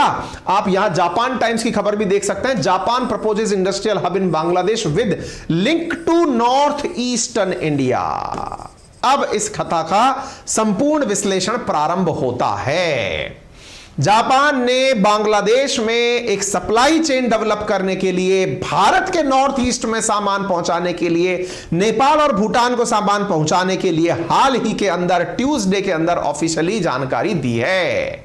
कहां हो रहा है? जापान के अंदर हो रहा है। किसने कहा यह जानकारी? यह जापान के प्राइम मिनिस्टर फ्यूमियो किशिदा, जो हाल ही में गत महीने इंडिया आए थे, तब उन्होंने एक नया औद्योगिक क्षेत्र विकसित करने की बात की थी। पूर्वोत्तर भारत के लिए, जिसकी वजह से 300 मिलियन लोगों की लाइफस्टाइल को सुधारा जा सके। आपको याद होगा 20 मार्च 2023 की खबर आप देख रहे हैं, जिसमें आप ये देखते हैं Japan PM Kishida to visit India on March 20, G7 G20 Indo Pacific ties on agenda. ये रहा एजेंडा। फ्यूमियो किशिदा इंडिया आए थे, हमने इन पर सेशन किया था क्योंकि फ्यूमियो किशिदा मोदी जी को इनवाइट करके गए थे G7 की मीटिंग के लिए कि हमारे यहां फंक्शन है, आपको जरूर आना है। Japanese prime minister Fumio Kishida ने $75 बिलियन इंफ्रास्ट्रक्चर और सिक्योरिटी असिस्टेंस अनाउंस किया था इंडो पैसिफिक क्षेत्र के अंदर। जापान ने कहा था कि फ्री और ओपन इंडो पैसिफिक प्लान हम बांग्लादेश के माताबारी पोर्ट पर विकसित करने के लिए बनाएंगे ताकि हम रीजनल इकोनॉमिक ग्रोथ देख सकें। यह फ्यूमियो किशिदा रहे, $75 बिलियन की यह अनाउंसमेंट कर गए थे। कहां के लिए अनाउंसमेंट कर गए थे? पूरे इंडो पैसिफिक क्षेत्र के लिए। इसके लिए इन्होंने बांग्लादेश में माताबारी पोर्ट को भी फोकस में रखा था। यह रहा माताबारी पोर्ट। क्या है पूरी कहानी? अब कथा विस्तार से, आइए कथा विस्तार से सुनते हैं साथियों। पहले कथा को समझने का कार्य करते हैं। मेरे प्यारे साथियों, अब तक आपको यह तो समझ में आ चुका है फ्यूमियो किशिदा लास्ट मंथ 20 मार्च को इंडिया थे, भारत को G7 के लिए बुलाया था और बुलाकर के उन्होंने भारत में आकर बोला कि मैं इंडो पैसिफिक क्षेत्र के डेवलपमेंट के लिए $75 बिलियन का इन्वेस्टमेंट करना चाहता हूं। अच्छा बताओ, दुनिया में तीसरी सबसे बड़ी इकोनॉमी कौन सी है? आंसर है जापान। दुनिया की 5वीं बड़ी इकोनॉमी कौन सी है? आंसर है इंडिया। दुनिया की दूसरी सबसे बड़ी इकोनॉमी चीन, पहली अमेरिका, चौथी जर्मनी। बता क्यों रहे हो? अरे इसलिए बता रहे हैं क्योंकि देखो असली जो कहानी चल रही है वो यहीं पर है। यूएसए, चाइना, जापान, जर्मनी और इंडिया। असल मायने में कहानी यह चल रही है कि जापान और इंडिया कंबाइंड रूप से चाइना को टक्कर देने की तैयारी कर रहे हैं। दुनिया में जहां जहां पर भी चाइना के द्वारा बेल्ट एंड रोड इनिशिएटिव के माध्यम से लोगों को फंसाया गया अपनी डेट ट्रैप के अंदर, वहां पर भारत के साथ हो लिया जापान। और भारत के साथ हुआ जापान जो है वो जाकर के क्या करता है? वो जाकर के भारत के साथ मिलकर कहता है कि चलिए मैं आप लोगों को लेकर चलता हूं। और जापान भारत को अपने साथ में रखते हुए, क्योंकि जब हम इंडियन ओशियन की बात करते हैं तो भारत यहां पर 7500 किलोमीटर लंबी कोस्टल लाइन रखता है, जिस वजह से इंडियन ओशन जो कि इस समय दुनिया के लिए सबसे महत्वपूर्ण है, उसमें भारत की कोस्टल लाइन और जापान का पैसा, यदि ये दोनों मिल जाएं तो दुनिया के ऊपर बड़ा इंपैक्ट क्रिएट कर सकते हैं। और जापान ने इसी को ध्यान में रखते हुए चीन के द्वारा जिस चिटागोंग पोर्ट पर हाल ही में बांग्लादेश के अंदर निर्माण करवाया गया है, उसी के मात्र 60-70 किलोमीटर दूर एक और पोर्ट बनवाने की बात की है, जिसका नाम होगा माताहारी डीप सी पोर्ट। मेरे प्यारे साथियों, माताहारी डीप सी पोर्ट जो उसको बनाया जा रहा है, इससे भारत का जो देखो बिल्कुल चिटागोंग के पास में है और इससे त्रिपुरा मात्र 100 किलोमीटर की दूरी पर है। मेरे प्यारे साथियों, असली खेला यह चल रहा है, क्योंकि यह तो आप और हम अच्छे से जानते हैं कि बांग्लादेश में जब सत्ता परिवर्तित होती है तो वो सत्ता अपना रुख बदलती रहती है। फिलहाल के लिए यहां पर सरकार चल रही है शेख हसीना की, वो प्रो इंडिया है। खालिदा जिया वो प्रो पाकिस्तान है। जो प्रो पाकिस्तान है वो प्रो चाइना भी होगा, और जो प्रो चाइना होगा वो चाइनीज इन्वेस्टमेंट को आमंत्रित करेगा। चाइनीज इन्वेस्टमेंट के नाम पर इनके पास कौन सी जगह थी? तो चिटागांग पोर्ट था। आपको याद होगा कि इस चिटागांग पोर्ट के ऊपर हाल ही में भारत ने भी अपना काम शुरू कर दिया। ठीक इसी प्रकार से जब यहां पर खालिदा जिया हैं, फिलहाल के लिए जो शेख हसीना हैं, उन्होंने ना केवल हमें चिटागांग पोर्ट दिया है, बल्कि हमें सिलहट नामक जो एयरपोर्ट है उस पर भी भारत को अभी काम करने के लिए जगह दी है। ऐसी स्थिति में जापान हमारे साथ आकर के यहां पर एक और अपना पोर्ट डेवलप कर रहा है। किसके लिए? इंडिया के लिए। कैसे? क्योंकि मेरे प्यारे साथियों, असल में इंडिया अकेला अगर इस काम को करता तो भारत के विरोध के चलते बांग्लादेश की बदलती सरकार पाकिस्तान के दबाव में भारत के विरुद्ध भी फैसले ले सकती थी। विरुद्ध मतलब कि नहीं साहब, फिलहाल के लिए हम आपका सामान नहीं जाने देंगे। लेकिन इंडिया ने एक गजब डिप्लोमेटिक काम किया, बड़ी सोच समझ के साथ किया। जापान को बीच में ले आए। क्यों ले आए? क्योंकि जापान को बीच में लाने का मतलब है अमेरिका के बच्चे को बीच में ले आना। अमेरिकी के बच्चे को बीच में ले आने का मतलब यह है कि बांग्लादेश की इतनी हिम्मत नहीं है कि वो जापान के खिलाफ जाए।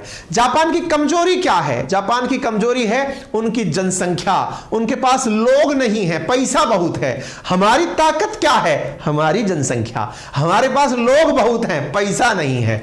इन दोनों का कॉम्बिनेशन बहुत गजब का है।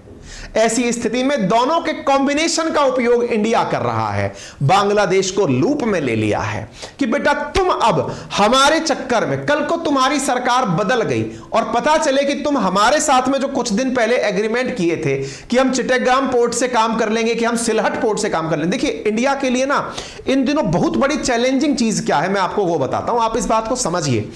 मतलब प्रधानमंत्री मोदी जी का आपने अगर कभी बयान सुना हो तो वो अक्सर एक लाइन बोलते हुए पाए जाते हैं कि नॉर्थ ईस्ट में उन्होंने अब तक का कीर्तिमान स्थापित कर दिया। सबसे ज्यादा बार कोई इंडियन प्राइम मिनिस्टर अगर नॉर्थ ईस्ट में गए हैं तो वो प्रधानमंत्री मोदी अपने आप को बोलते हैं। क्यों? उनका कहना है कि भाई यहां पर असल मायने में चीन के द्वारा बहुत डिस्टरबेंस क्रिएट करने की कोशिश की गई। तो चीन का जो डिस्टरबेंस क्रिएट करने की कोशिश की गई ना, तो नॉर्थ ईस्ट को ध्यान में रखकर इस बार सरकार ने योजना बनाई कि नॉर्थ ईस्ट में शांति कैसे लाएं। तो आंसर है, शांति का एक ही तरीका है, सामने वाले को डेवलपमेंट दे दो आप।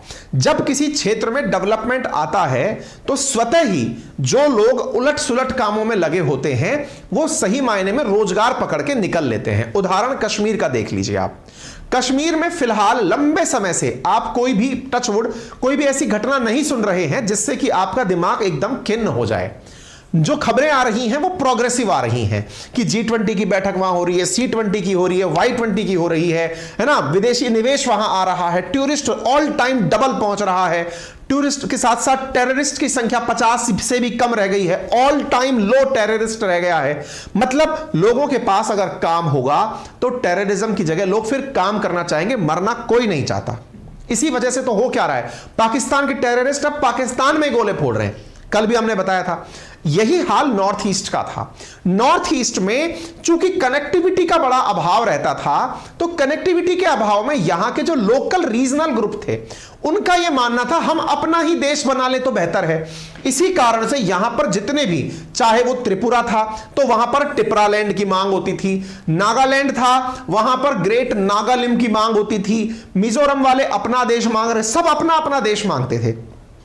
इस बार क्या हुआ है, इस बार इंडिया ने इस क्षेत्र को ध्यान में रखते हुए विकास के जो नए आयाम रखे हैं वो क्या है कि यहां पर गजब तरीके से कनेक्टिविटी पहुंचा दो। कनेक्टिविटी के लिए करा क्या जाए, एक तरीका तो है वही कन्वेंशनल रूट। कन्वेंशनल रूट कौन सा, ये वाला जिसको आप सिलीगुड़ी कॉरिडोर कहते हैं। इस पर क्या हो रहा है, इस पर साहब भूटान जो है वहां का डोकलाम नामक जो क्षेत्र है वहां चाइना अपनी डाड़ जमा के बैठा है कि भाई मैं इस जगह से किसी को नहीं जाने दूंगा। मतलब दिमाग लगा के बैठा, कल को अगर कुछ भी हो जाए तो सिलीगुड़ी कॉरिडोर से मैं इंडिया को कट कर दूंगा। लेकिन इंडिया पैरेलली क्या कर रहा है कि तुम अगर तुम्हारे मंसूबे में यह सोचते हो कि तुम ऐसा कर लोगे तो बेटा हमने इस सी रूट को ही अपना रूट बना लिया है। यहां पर अगर कुछ भी ऐसी स्थिति करने की तुमने कोशिश की तो हम इतने एग्रीमेंट कर चुके हैं अब बांग्लादेश से कि हमारी सीधी ट्रेन भी निकलेगी, हमारा सीधा जहाज भी निकलेगा, हमारा सीधा माल भी यहां जाएगा और तेजी से जाएगा। जिस कोलकाता से अगरतला तक जाने में सामान को 3 दिन लगते थे अब वहां 1 दिन में सामान पहुंच रहा है। यह ग्रेटर कनेक्टिविटी है और जब ग्रेटर कनेक्टिविटी डेवलप होती है तो रीजनल डेवलपमेंट होता है। आपने देखा होगा फिलहाल जम्मू कश्मीर में चल क्या रहा है, आप सुनते हैं चेनाब नदी पर ब्रिज बन रहा है। आपको जानना होगा कि अब श्रीनगर जो डल लेक पर, श्रीनगर डल लेक जो है वहां तक ट्रेन पहुंचेगी। पहले वहां तक हवाई जहाज के अलावा जाने का कोई रास्ता ही नहीं था। या तो आप बस के रास्ते जाओ, ट्रक के रास्ते, सड़कों से घूमते घामते कई दिनों में पहुंचो, या फिर आप फ्लाइट से जाइए। टूरिस्ट मैक्सिमम फ्लाइट से जाता है। ट्रेन की कनेक्टिविटी का मतलब है सीमलेस कनेक्टिविटी, जिससे हमारी फोर्सेस को भी और हमारे साधारण नागरिकों की भी कनेक्टिविटी बढ़ेगी। ऐसी स्थिति अगर यहां से हो जाए तो जापान इसके लिए हमारे काम आएगा। कैसे? जापान यहां पैसा ला रहा है, आइडिया हमसे लेके जा रहा है। आप पूछेंगे ऐसा कैसे? ऐसा इसलिए कि जब जाम यहां पर Fumio Kishida investment Matabari port पर गए ना, उससे पहले उन्होंने इंडिया से बात की थी, तभी इसे इंडिया के लिए विन विन सिचुएशन कहा गया है।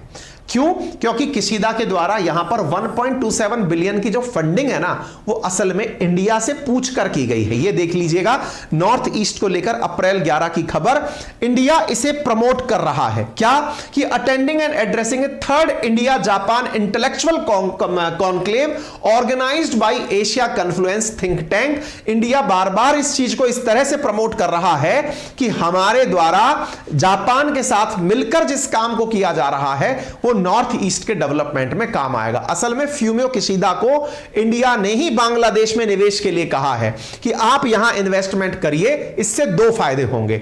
जापान का जानी दुश्मन कौन? चीन। तो चीन से उसकी नेचुरल दुश्मनी है। अच्छा, आप पूछेंगे जापान क्यों इंटरेस्टेड होगा? भाई इस क्षेत्र में आने के लिए जापान क्यों इंटरेस्टेड होगा?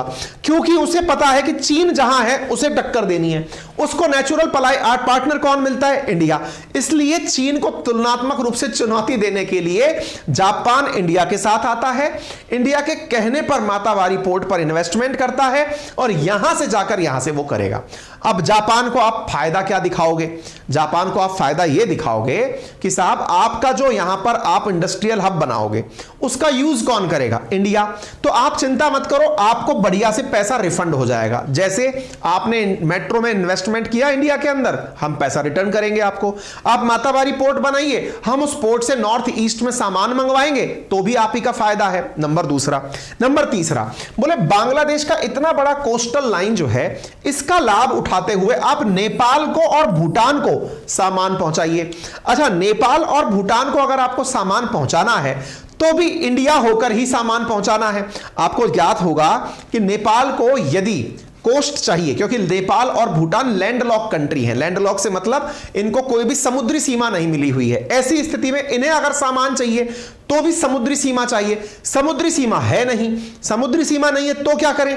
तो या तो हमारे वेस्ट बंगाल के कोलकाता से पोर्ट से सामान लो, या फिर बांग्लादेश के पोर्ट से सामान लो। बांग्लादेश के पोर्ट पे सामान लेने के लिए बांग्लादेश को बेनिफिट होता था। जापान ने कहा मैं अपना हब बना रहा हूं, यहां से भूटान और नेपाल को सामान डिलीवर करेंगे। सब तरह से विन विन सिचुएशन बनकर आती है। इस तरह के जो गठबंधन होते हैं, ये गठबंधन हितैषी गठबंधन है। एक पक्ष जो आपका यहां पर आपको लग सकता है वो ये है, सर अगर हम इस इन्वेस्टमेंट को अपने यहां ले लेते वेस्ट बंगाल के अंदर और हम बांग्लादेश के साथ में संबंध अच्छे रखते तो हमको फायदे भी तो बहुत होते। बिल्कुल होते, लेकिन कुछ रिश्ते डिप्लोमेटिक रूप से रखे जाते हैं ताकि इनके दूरगामी परिणाम निकल सके, हमारा और जापान का। अब जापान जब पैसा लगा देगा तो अपने हितों की रक्षा करने के लिए भी आएगा, अपने हितों की रक्षा करने के लिए आएगा। हम तो चाहते ही हैं कि हम 1 और 1 11 हो जाएं। भैया फिर से पोल क्रिएट करवाओ एक बार, जिसमें वापस से यही पूछो, अच्छा बुरा और नन। बताइए, जापान में बांग्लादेश, जापान द्वारा बांग्लादेश में जो किया गया इन्वेस्टमेंट है वो भारत के लिए अच्छा है, बुरा है या फिर न्यूट्रल है? आप अभी भी जरा देखते हैं आपको क्या समझ में आया।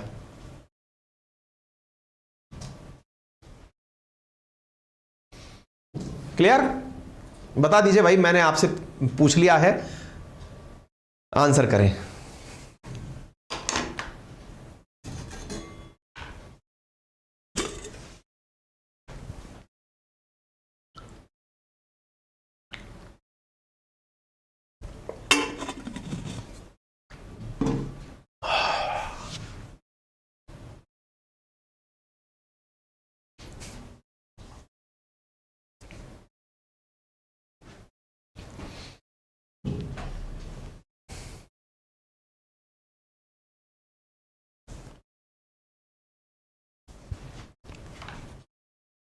हाँ जी,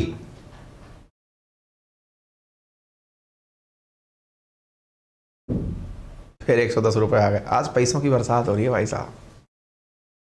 आज जो मैं खा पी के आया हूँ वही चीज़ कल से खा पी के आऊँगा, ताकि मतलब कुछ शगुन होंगे इस चीज़ के। हाँ बताइए।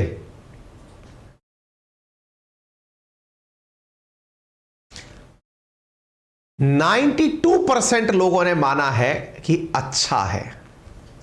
अब आ गई बात समझ में, डिसीजन चेंज। इसीलिए आपसे यह सवाल पूछा गया था। एक बालक लिख रहा है 3% पाकिस्तानी है, फिर 5%।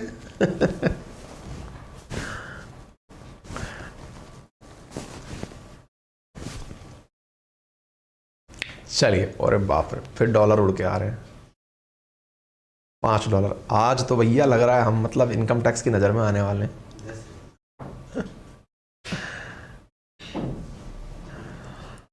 चलो बढ़े आगे।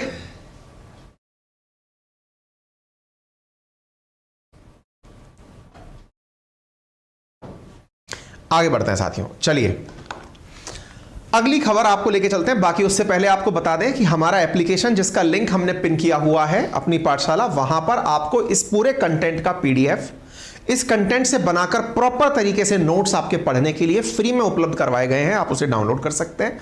और हाँ, यदि आप चाहते हैं वहां पर हमारी क्लासेस पढ़ना, तो हमने पूरी वर्ल्ड ज्योग्राफी और वर्ल्ड मैपिंग फिलहाल चल रही है, ऑस्ट्रेलिया हम उसमें समझा रहे हैं, आप उसे वहां पर ज्वाइन कर सकते हैं। वहीं पर हम पॉलिटी, इकोनॉमी और हिस्ट्री की क्लास भी लाएंगे। पूरे कोर्स की 1 साल की ड्यूरेशन है। 7 से 8 महीने में कोर्स खत्म करा दिया जाएगा। कोर्स की कीमत 1999 रुपीज है, आपको वहां से प्राप्त हो जाएगा। ठीक है, आप जाकर के ज्वाइन कर सकते हैं। अब एक चीज और हम शुरू कर रहे हैं, अगले क्वेश्चन पर चलते हैं। आइए देखते हैं। म्यांमार की सेना ने नागरिकों पर बरसाए बम और 100 से ज्यादा लोगों की हो गई मृत्यु। दुखद घटना, और बड़ी ही दुखद घटना। दुखद घटना यूं कि हम और आप अपने देश में सेना क्यों चाहते हैं? आंसर होगा दुश्मनों से रक्षा के लिए। दुश्मन साधारणतया हमारी जो सेनाएं हमने बनाई हैं, हमारे देश में जितने भी हमारे सैनिक हैं वो बॉर्डर्स पर हैं, वो देश के अंदर नहीं है। उन्हें पता है कि देश के अंदर तो हमारे अपने लोग हैं, अपनों को थोड़ी कोई मारता है? अपनों को थोड़ी कोई मारता है? मार रहे हैं भाई। म्यांमार के सैनिक अपने ही लोगों को मार रहे हैं। 100 अपने ही लोगों को मार दिए हैं। कैसे मारे पता है? एक विमान उड़ता हुआ आता है, गोला गिराता है, लोगों के चिथड़े उड़ जाते हैं, चल देता है।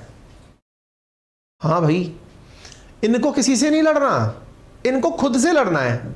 घटना बड़ी गंभीर है और इस घटना ने अंतर्राष्ट्रीय रूप से बड़े ही अलग अलग प्रकार के लोगों के दिमाग में भाव पैदा कर दिए हैं।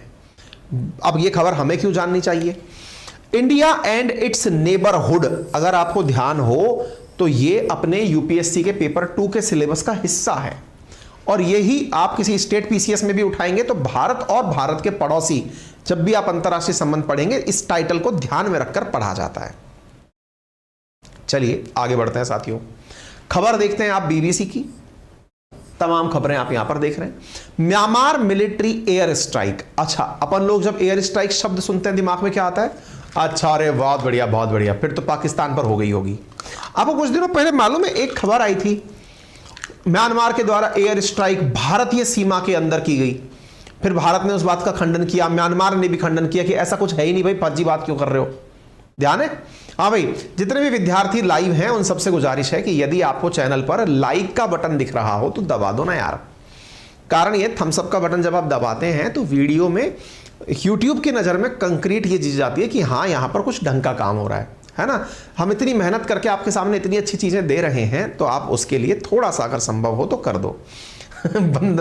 वंदना मिश्रा लिख रही है, अरे कंजूसो लाइक तो कर दो। हाँ देखो कितनी अच्छी बात लिखी है। चलो तो अब यहां पर देखिए खबर क्या है, अब उसके बारे में हम चर्चा कर रहे हैं।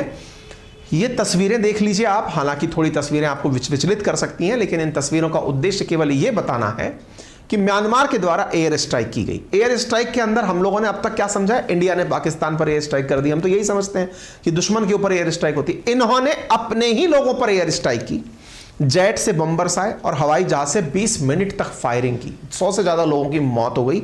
हमारी जो न्यूज एजेंसी ANI है उसके अनुसार ये बात पता चली। जगह कौन सी थी? पाजिगी नामक जगह थी, जो कि सांगेंग नामक स्टेट पर स्थित है, जिसकी राजधानी नेपिडो है। वो अपनी राजधानी नेपिडो से 250 किलोमीटर दूर की खबर है। यहां पर पीपुल्स डिफेंस फोर्सेस का ऑफिस था। उस ऑफिस के इनॉग्रेशन पर हमला हुआ। क्या थी घटना बताऊंगा। एक बार के लिए पीपल्स डिफेंस फोर्सेस देख लीजिए। साथियों, आप सबको यह तो मालूम होगा कि म्यांमार के अंदर सैन्य शासन है, इस समय सैनिकों का शासन है।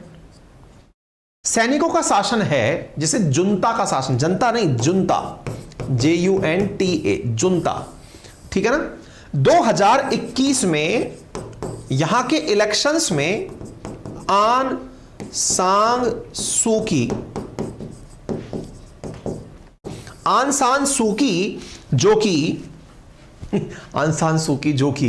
जो कि म्यांमार के निर्वाचित नेता थी, उनको हटाकर सेना ने तख्ता पलट कर दिया। सेना ने आन सान सूकी को जेल में डाल दिया और जो सेना के जनरल थे उन्होंने अपना सत्ता में शासन कायम कर लिया।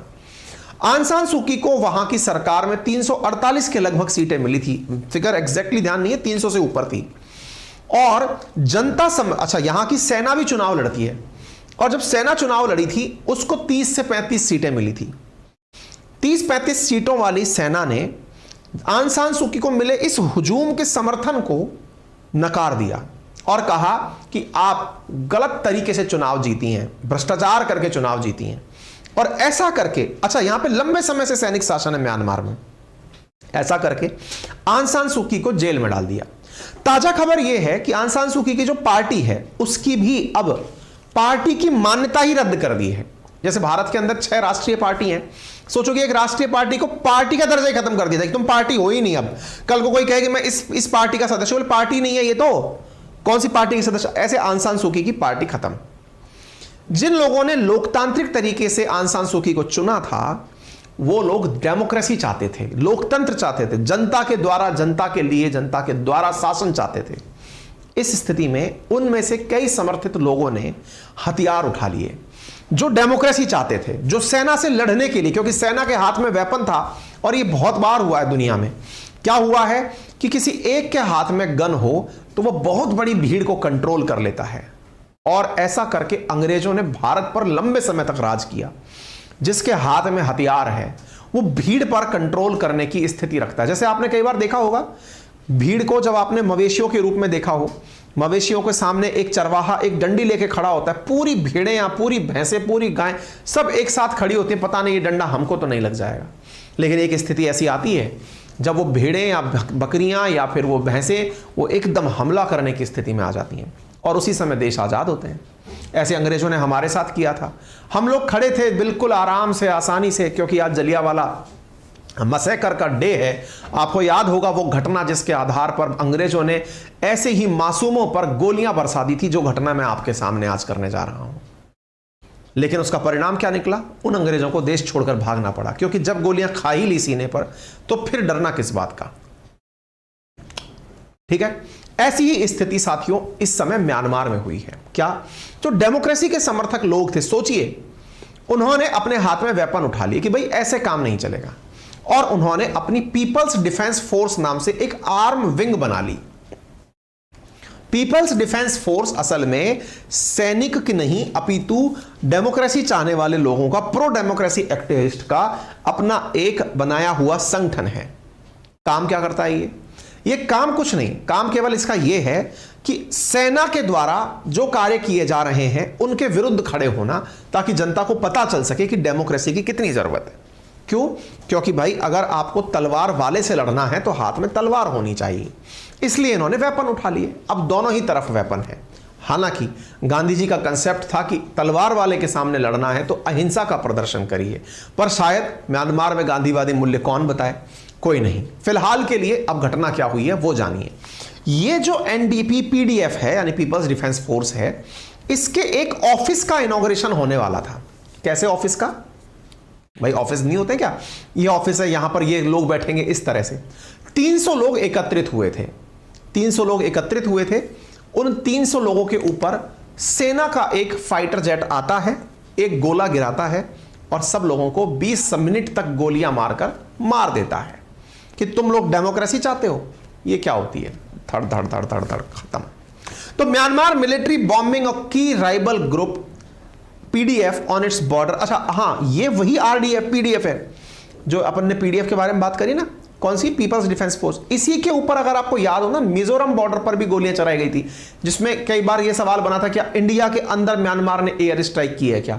क्यों? क्योंकि पीडीएफ ने अपनी जो वो बना रखी है, क्या कहते हैं उसको, छुपने की जगह बना रखी है, वो इंडिया के बॉर्डर के नजदीक बना रखी है।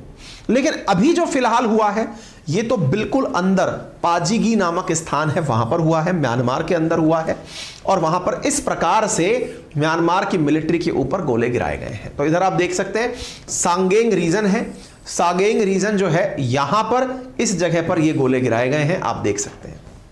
ठीक है, इसकी निंदा, म्यांमार में हुई घटना की निंदा 11 अप्रैल को यूएन के द्वारा भी की गई। UN condemn deadly military air strike on crowd of civilians. दिमाग में आपके बहुत सारे प्रश्न उठ चुके होंगे, बहुत सारे, जिनमें सबसे पहला प्रश्न, यूएन क्या केवल कंडेम ही करता रहेगा क्या? हम निंदा करते हैं, हम निंदा करते हैं। भाई साहब, इन्होंने ऑलरेडी सैंक्शंस लगा रखे हैं, नंबर एक। नंबर दूसरा, सर जब ये लोग डेमोक्रेसी चाहते हैं तो फिर इंडिया का क्या पक्ष है?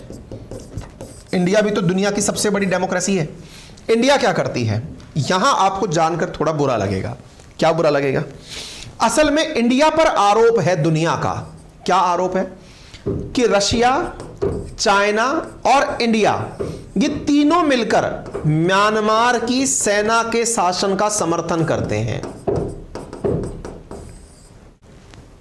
यह बात आपको सुनकर के थोड़ा बुरा लगेगी। UN and western government condemn deadly Myanmar air strike, demand accountability, जिम्मेदारी तय की जाए। 11 तारीख के दिन ऐसी स्थिति हुई थी, पीपल्स पीडीएफ के ऑफिस पर लोग खड़े हुए थे और यहां पर इस तरह से गोलियां चला दी गई थी म्यांमार की सेना से। अभी मैं बताऊंगा, इंडिया का पक्ष भी बताऊंगा। इंडिया पर आरोप क्या है वो मैंने पहले आपको बताया।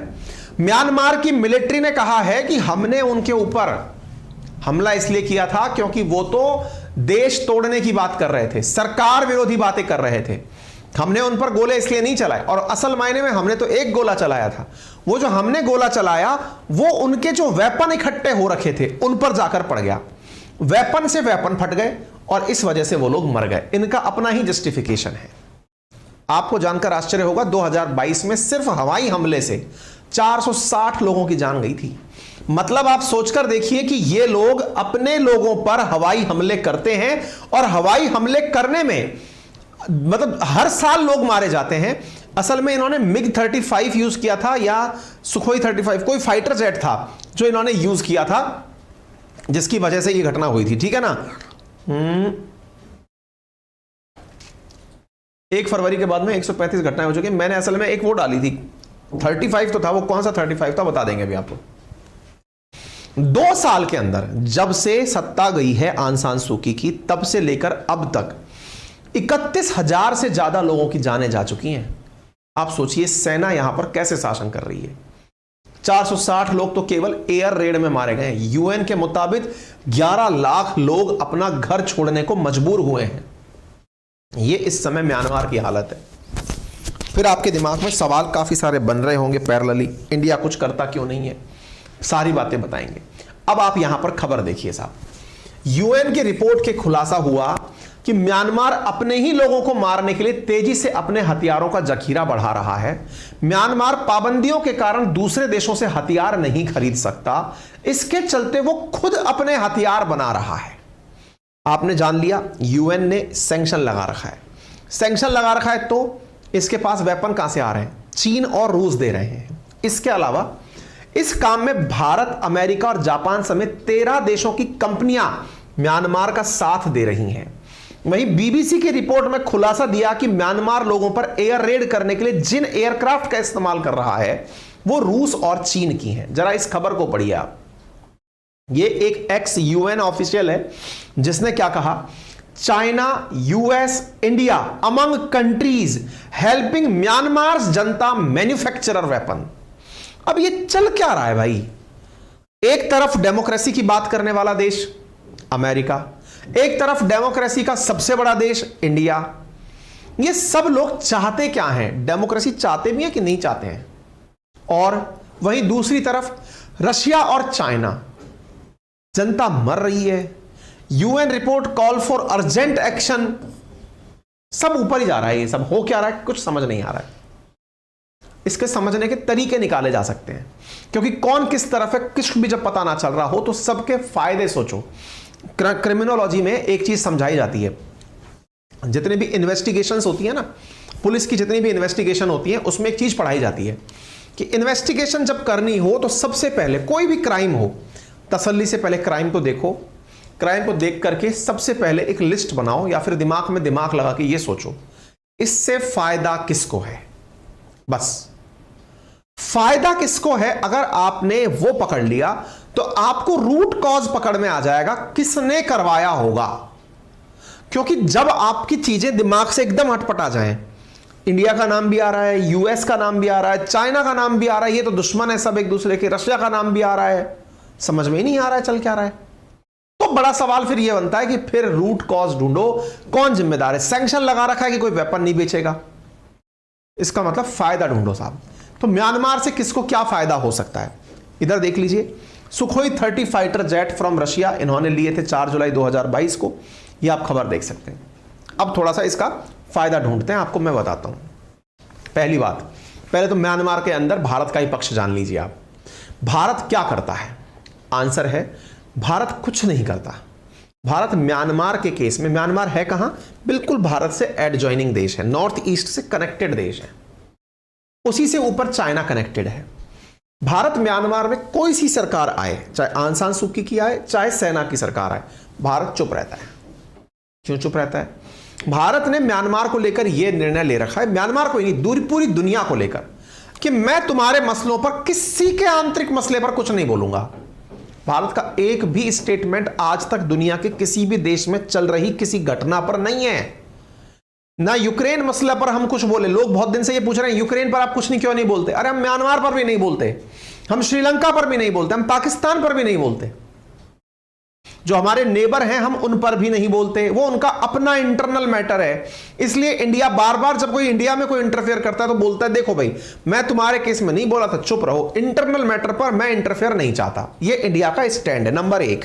दूसरी बड़ी बात, नहीं सर लेकिन ये तो मानवता के खिलाफ है, ये तो कहते हैं कि जुर्म होते हुए देखना, जुर्म सहना, ये सब जुर्म की ही परिभाषा में आती है। अगर हम अपनी प्रेजेंस में किसी के ऊपर अत्याचार होने दे रहे हैं तो हम अत्याचार करने वाले लोगों में ही शामिल हैं। यही सर हमको पढ़ाया और समझाया गया है, बिल्कुल सही समझाया गया है। तो इसका क्या मतलब है? अब फायदे की बात करते हैं। इन्वेस्टिगेशन के अंदर जो पॉइंट आता है वो आता है फायदा क्या है, इंडिया अपना फायदा कैसे समझता है। देखिए सबसे पहले राजतंत्र जब चलता है ना, जब आपको मतलब डेमोक्रेसी, लोकतंत्र जब चलता है तो लोकतंत्र में अपने लोगों के हितों की रक्षा करना आपकी प्राथमिक जिम्मेदारी होती है। हमारी प्राथमिक जिम्मेदारी है हम अपने क्षेत्र की देखभाल अच्छे से करें। इंडिया के साथ बहुत बड़ी दिक्कत क्या रही है हमेशा से, कि जितना भी टेररिज्म नॉर्थ ईस्ट में आया वो प्लान्ड था और प्लांटेड था म्यांमार के माध्यम, चीन के द्वारा म्यांमार के रास्ते।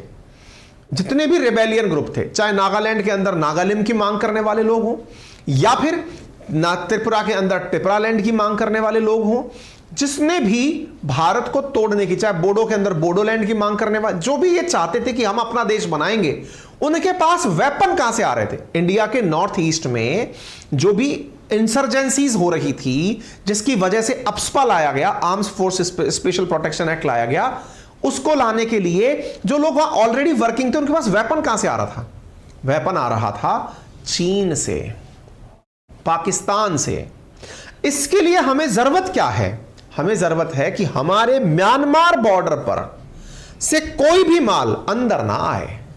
बांग्लादेश को हमने संभाल लिया, भूटान को हमने संभाल लिया, अब म्यांमार को संभालने की बारी थी। भाई आप अगर मैप को देखें, मैं एक बार मैप दिखाना चाहूंगा आप लोगों को, क्योंकि तभी आप इस चीज को पिक्चराइज कर पाएंगे दिमाग में अच्छे से। मैं दिखाता हूं एक बार, ये देखें आप। अगर हम म्यांमार को उठाकर देखते हैं, और भी बेहतर मैप लगाने की अपेक्षा थी पर टीम लगाना भूल गई, कोई बात नहीं।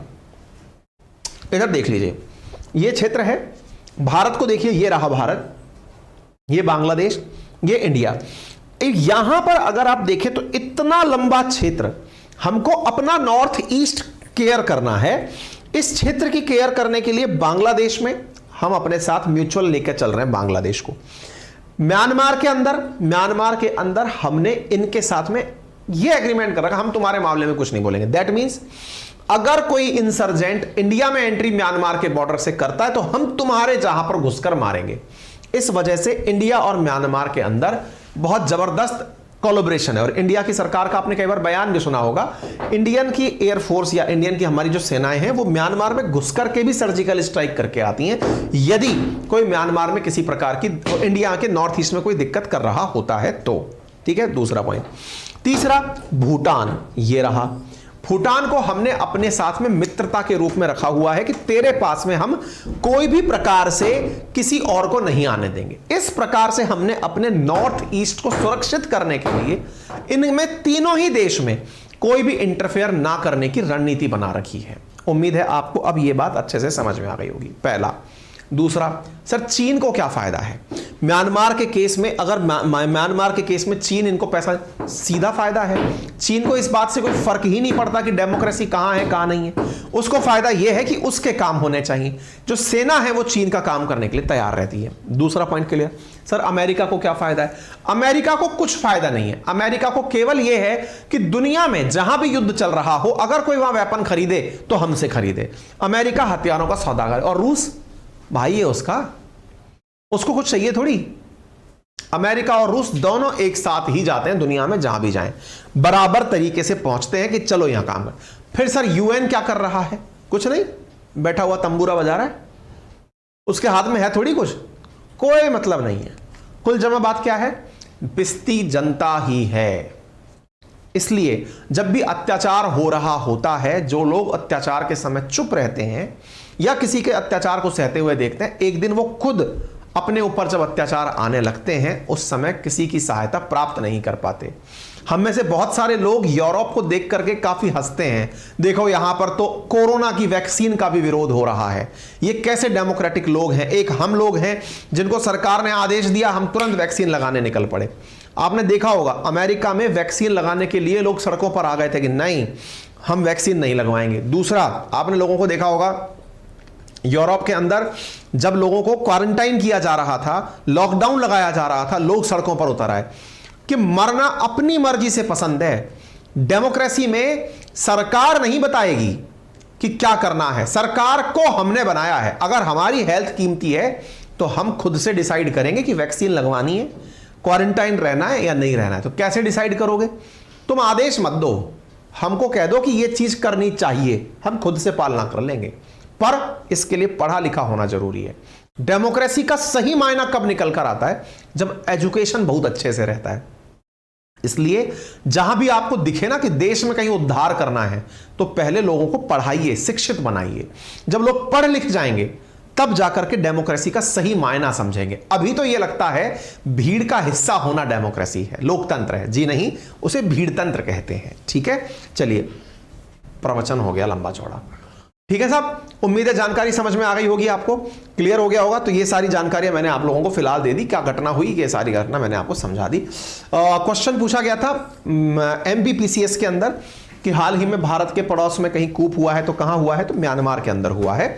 इस जानकारी को आप जान लीजिए। ठीक है, सेशन बहुत लंबा हो चुका है।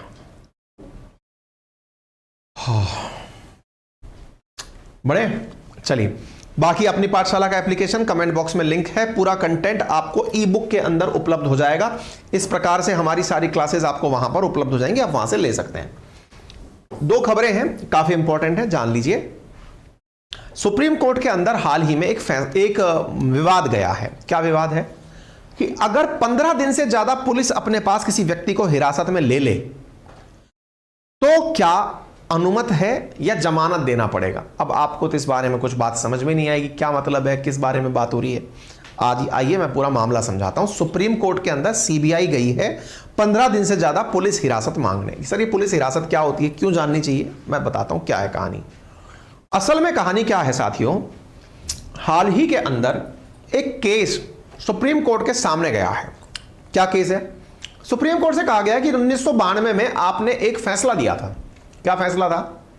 कि कोई भी व्यक्ति 15 दिन से ज्यादा पुलिस कस्टडी में नहीं रह सकता। पुलिस कस्टडी से अगर आपको उसे ज्यादा दिन तक रखना है तो उसके लिए, मतलब पुलिस कस्टडी में ज्यादा दिन नहीं रख सकता, उसको फिर आपको जुडिशियल कस्टडी में ले जाना होगा। अब सवाल बड़ा बनेगा, पहले sir police custody, judicial custody होती क्या है, फिर हम जमानत समझें और फिर जाकर के इस मुद्दे को समझें। मुद्दा बहुत छोटा सा है, लेकिन इसको समझने के लिए टर्मिनोलॉजी समझिए। देखो क्या है,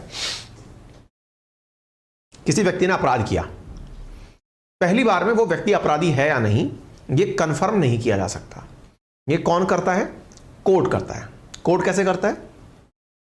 सो कॉल्ड, जो आपकी नजर में अपराधी है उसे असल भाषा में आरोपी बोला जाता है। जो आरोपी है, जिस पर आरोप है कि इसने ये चोरी की होगी, एक चोरी का उदाहरण ले लेते हैं अपन, ठीक है। मान लीजिए कुछ ऐसा हुआ कि आज मेरे कमरे के अंदर मेरा लैपटॉप रखा हुआ है, ठीक है। अब अचानक मैं जब आता हूं, मैं देखता हूं कि मेरे कमरे में लैपटॉप नहीं है। प्रथम दृश्यता मेरी जवाबदेही अर्थात मेरी निशानदेही पर कि सर मुझे इस पर शक है, या हो सकता है सर ये उस समय था, उसने मेरा लैपटॉप उठाया होगा, तो मेरे आरोप लगाने पर एक व्यक्ति आरोपी बना। जो व्यक्ति आरोपी बना, पुलिस उस व्यक्ति से पूछताछ के लिए उसे अपने पास बुलाती है। पूछताछ को अंग्रेजी में रिमांड कहते हैं। पुलिस अपने पास बुलाकर पूछती है कि हाँ भाई तूने चोरी करी है क्या? बोल साहब मैंने चोरी नहीं करी। पुलिस को पूछताछ में यह लगता है कि यार अपन ने पूछताछ करते करते 24 घंटे से ज्यादा का समय ना निकल जाए, इसलिए एक काम करते हैं, अपन मजिस्ट्रेट साहब के पास चलते हैं, क्योंकि देश का कानून कहता है कि किसी भी व्यक्ति को अगर आपने पूछताछ के लिए भी अपने पास रखा हुआ है तो 24 घंटे से ज्यादा नहीं रख सकते। चल मजिस्ट्रेट साहब के पास चलते हैं।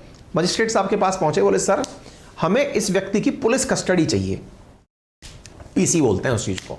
बोले क्यों? सर इस पर आरोप है क्योंकि ये प्रथम दृश्यता हमें लगता है चोरी इसी व्यक्ति ने की है। जज साहब ने बोला कि पूछताछ करने से क्या आप इसका अपराध कबूल करवाएंगे? बोले नहीं साहब, कबूल तो नहीं करवाएंगे, जो ये बोलेगा हम वही मानेंगे, क्योंकि हम किसी के ऊपर प्रेशराइज नहीं कर सकते, लेकिन हम इससे जानने की कोशिश करेंगे कि इसका पक्ष क्या है, क्योंकि इस पर आरोप है, ताकि हमारी जांच में सहयोग होगी। बोले अच्छी बात है, क्योंकि जज साहब का काम क्या है? वो पक्ष सुनना चाहते हैं सबका कि हाँ बताओ भाई तुम्हारी नजर में क्या आरोप है, आरोपी ने किस, मतलब जैसे कल को आपने केस किया कि सर इसने लैपटॉप चोरी किया था, तो जज साहब पूछ के आपसे यही कहेंगे आपको कैसे लगता है कि इन्होंने चोरी की थी। आप अपनी तरफ से प्रमाण पेश करेंगे कि सर उस समय कमरे में केवल यही बैठे थे, सर उसके बाद में इन्होंने ऐसा किया, सर उससे पहले इन्होंने ऐसा किया। जज साहब फिर पुलिस से पूछेंगे हाँ भाई बताओ क्या कहानी है। इस प्रकार से जरह होती है, ठीक है। अच्छा, तो जज साहब की सहायता के लिए पुलिस कहती है जज साहब से कि जज साहब हमें समय दें ताकि हम ये क्लियर करके ले आए कि इस व्यक्ति ने चोरी की है। अच्छा, तो फिर पुलिस साहब क्या कहेगी? पुलिस कहेगी उस व्यक्ति की पुलिस कस्टडी हमें दे दो ताकि हम इस व्यक्ति से पूछताछ कर सके, पीसी बोलते हैं इसे। जब आप उस व्यक्ति को लेकर आ गए तो पुलिस ने पूछताछ शुरू करी कि हाँ भाई बता तूने ये क्राइम किया था। वो व्यक्ति डिनाई करेगा कि सर मैंने तो क्राइम किया ही नहीं।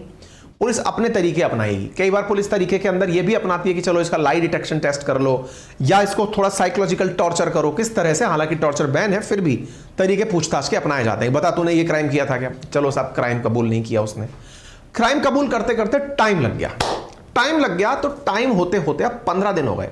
हालांकि सरकार, मजिस्ट्रेट साहब जब पुलिस को देते हैं भेजते हुए कि तुम इतने दिन की पुलिस कस्टडी पर इसे ले जा सकते हो, 2 दिन या 3 दिन ऐसे, उसके बाद में अगर तुम्हें लगता है चोरी इसी ने की है तो फिर इसे लेके आना, इसे हम जेसी पे भेज देंगे। जेसी बोले तो जुडिशियल कस्टडी पे, यानी इसको न्यायिक अभिरक्षा में जेल भेजा जाएगा, क्योंकि तुमने तो इसे एज ए चोर पकड़ा है ना।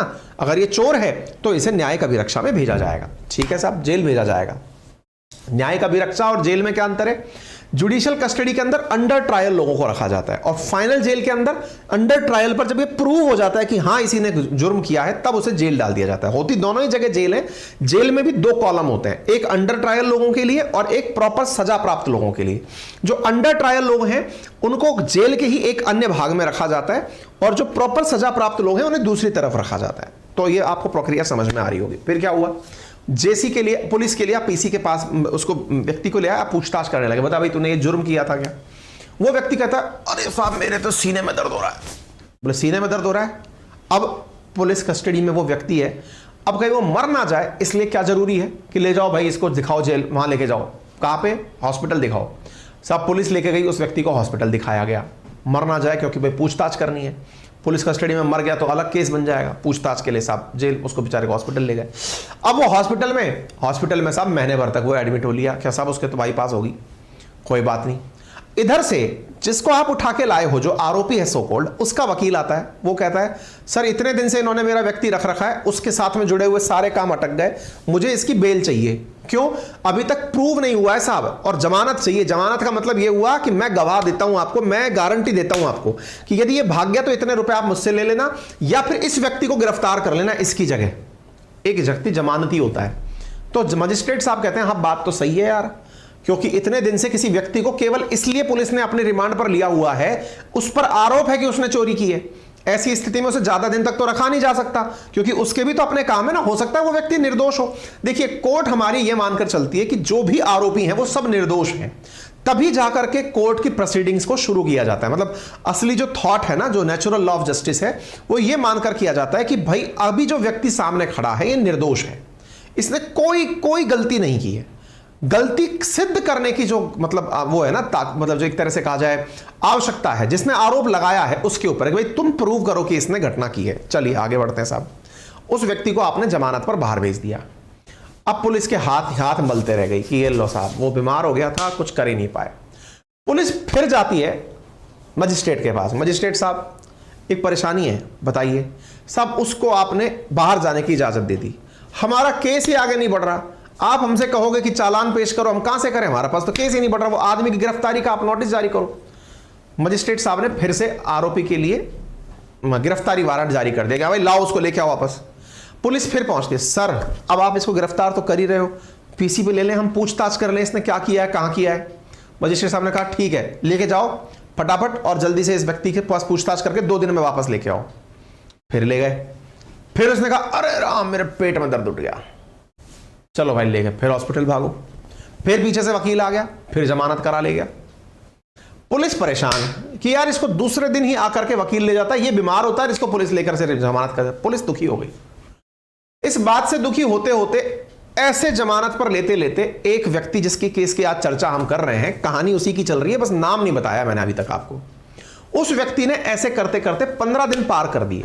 15 दिन पार कर दिए मतलब कोर्ट ने 1992 में सुप्रीम कोर्ट ने एक आदेश फैसला सुनाया था, और वो ये था कि किसी भी व्यक्ति को पीसी पर 15 दिन से ज्यादा नहीं रखा जा सकता पुलिस कस्टडी में। मतलब आपने अलग अलग टुकड़ों में भी अगर उसे जेल में बुलाया है, पुलिस ने पूछताछ के लिए अपने लॉकअप में रखा है, तो 15 दिन से ज्यादा नहीं रख सकती।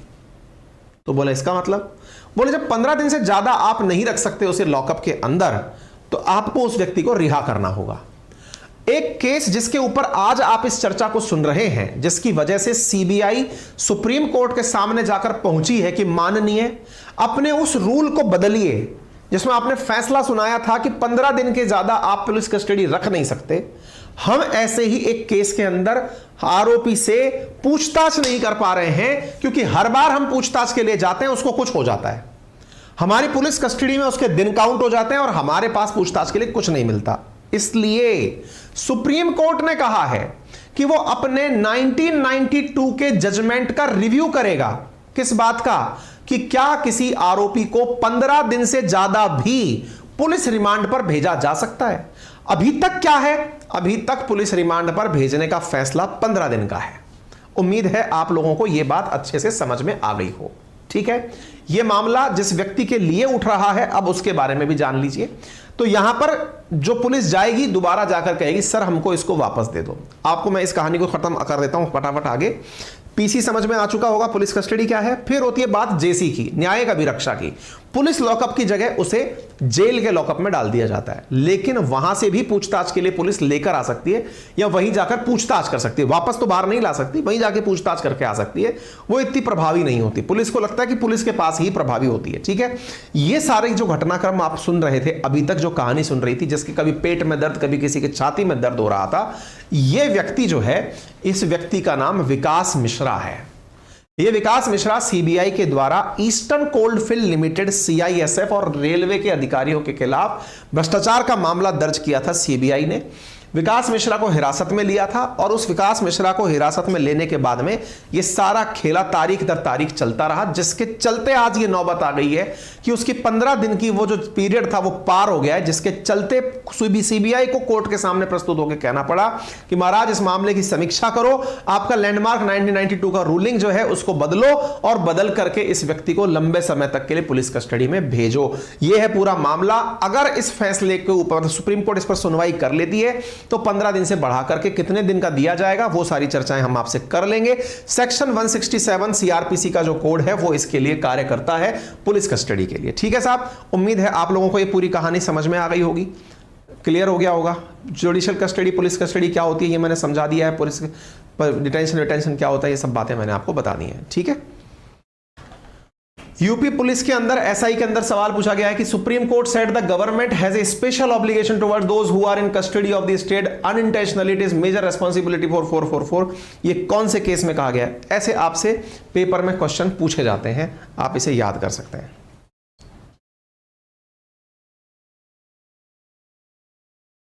अर्पित मिश्रा लिख रहे हैं गुरुजी एक सेशन एसएससी वालों के लिए भी लीजिए ना, चाहे फिर 20 मिनट का ही सेशन हो। हाँ, मैं विचार कर रहा हूं इसके बारे में, जरूर हम इसके बारे में कोशिश करेंगे, चिंता ना करें। क्योंकि बेटा पानी ले आना नीचे से जाके।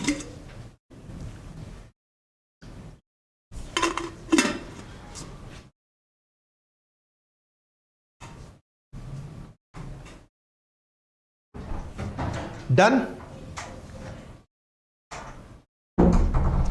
नीलम डांगी सर 1999 वाले कोर्स में लाइव क्लास नहीं देख पाने की स्थिति में वह क्लास हमें कितने दिन तक दिखेगी, हम उसे कितनी बार देख सकते हैं? नीलम, आप मल्टीपल टाइम देख सकती हैं उस क्लास को जब तक आपके पास में उसका सब्सक्रिप्शन रहेगा। सब्सक्रिप्शन की वैलिडिटी 1 साल है। ठीक है, रामनिवास लिख रहे हैं नेट बैंकिंग में एसबीआई बैंक का ऑप्शन नहीं है। यार इसके लिए तरीका यह हो सकता है आप किसी अपने साथ वाले को ले सकते हैं। ठीक है, किसी से आप पैसा उनको ट्रांसफर कर दीजिए, उनके बैंक अकाउंट से पैसा ट्रांसफर कर दीजिए। एसबीआई का हमने डलवाया था, देख लेंगे। धर्मेंद्र जी लिख रहे हैं कि मैं पुलिस में हूं पर आज भी पुलिस के नियम अंग्रेजों वाले हैं, अब तो हम आज़ाद हो रहे हैं, अब तो पुलिस एक्ट में संशोधन होना चाहिए। धर्मेंद्र जी, पुलिस नियम में संशोधन की मांग लंबे समय से चल रही है, लेकिन पुलिस के कानून आज भी वर्तमान में सीआरपीसी और आईपीसी यूज में आती है। लंबे समय से मांग है, पुलिस रिफॉर्म भी कई बार मतलब वो भी आ चुकी हैं, कई पुलिस रिफॉर्म के फैसले भी आ चुके हैं, लेकिन इम्प्लीमेंट होना बाकी है। कभी इस सीरीज को बंद ना करें। अभिषेक बघेल, चुप चुप के टाइम निकालना पड़ता है लाइव आने के लिए सर, इसलिए सर जनरली बाद में देखते हैं। अभिषेक, ठीक है भैया, ठीक है, हम बंद नहीं कर रहे हैं, लेकिन हम वन लाइनर वालों के लिए भी कुछ करने की सोच रहे हैं। ठीक है। आर के शर्मा लिख रहे हैं कितने सेल्फिश लोग हैं जो कि लोग वीडियो को लाइक भी नहीं कर रहे हैं। आर के शर्मा, तुम ही हमदर्द हो हमारे, तुम बस ऐसे ही कहते रहो यार। सही है, बहुत बढ़िया, शाबाश। सर यूपीएससी आईएएस का बैच लाओ ना। मानवेंद्र, यार भाई मैं मतलब काश सब काम कर पाता, धीरे धीरे चल रहा हूं, बहुत कुछ सोचने का मतलब प्लान करने का प्लान है। ठाकुर साहब लिख रहे हैं कोई सुपर चैट भेजो। हाँ, पैसा भेजो सर को, है ना। चलिए आगे बढ़े।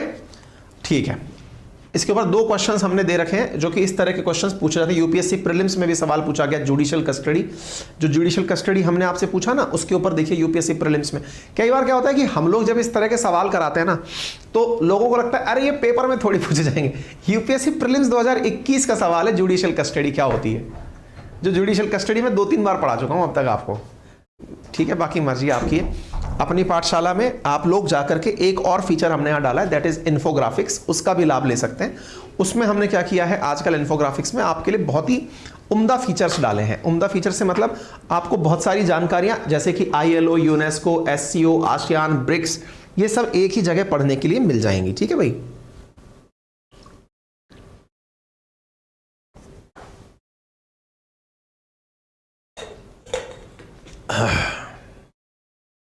ठीक है, चलिए आगे बढ़ते हैं। अब ये विद्यार्थियों के लिए बड़े काम की न्यूज है। Sagarmala innovation and startup policy, police custody पर मैंने क्वेश्चन दिखा दिया, पेपर में आया हुआ है। Sagarmala innovation and startup policy याद कर लेना एग्जाम पॉइंट ऑफ व्यू से। देखो बड़ी इंटरेस्टिंग कहानी क्या है, सागरमाला योजना अलग है, स्टार्टअप योजना अलग है। दोनों की ईयर कमेंट बॉक्स में आप बता दो कब कब आई थी। अब इन दोनों को एक करके, दोनों में सागरमाला और स्टार्टअप दोनों को एक करके एक नई पॉलिसी अभी जारी कर दी गई है। यह है इंटरेस्टिंग खबर। कमेंट बॉक्स में अगर बता सकते हो तो जल्दी से बता दो कब कब आई थी सागरमाला और कब आई थी स्टार्टअप पॉलिसी। ठीक है ना।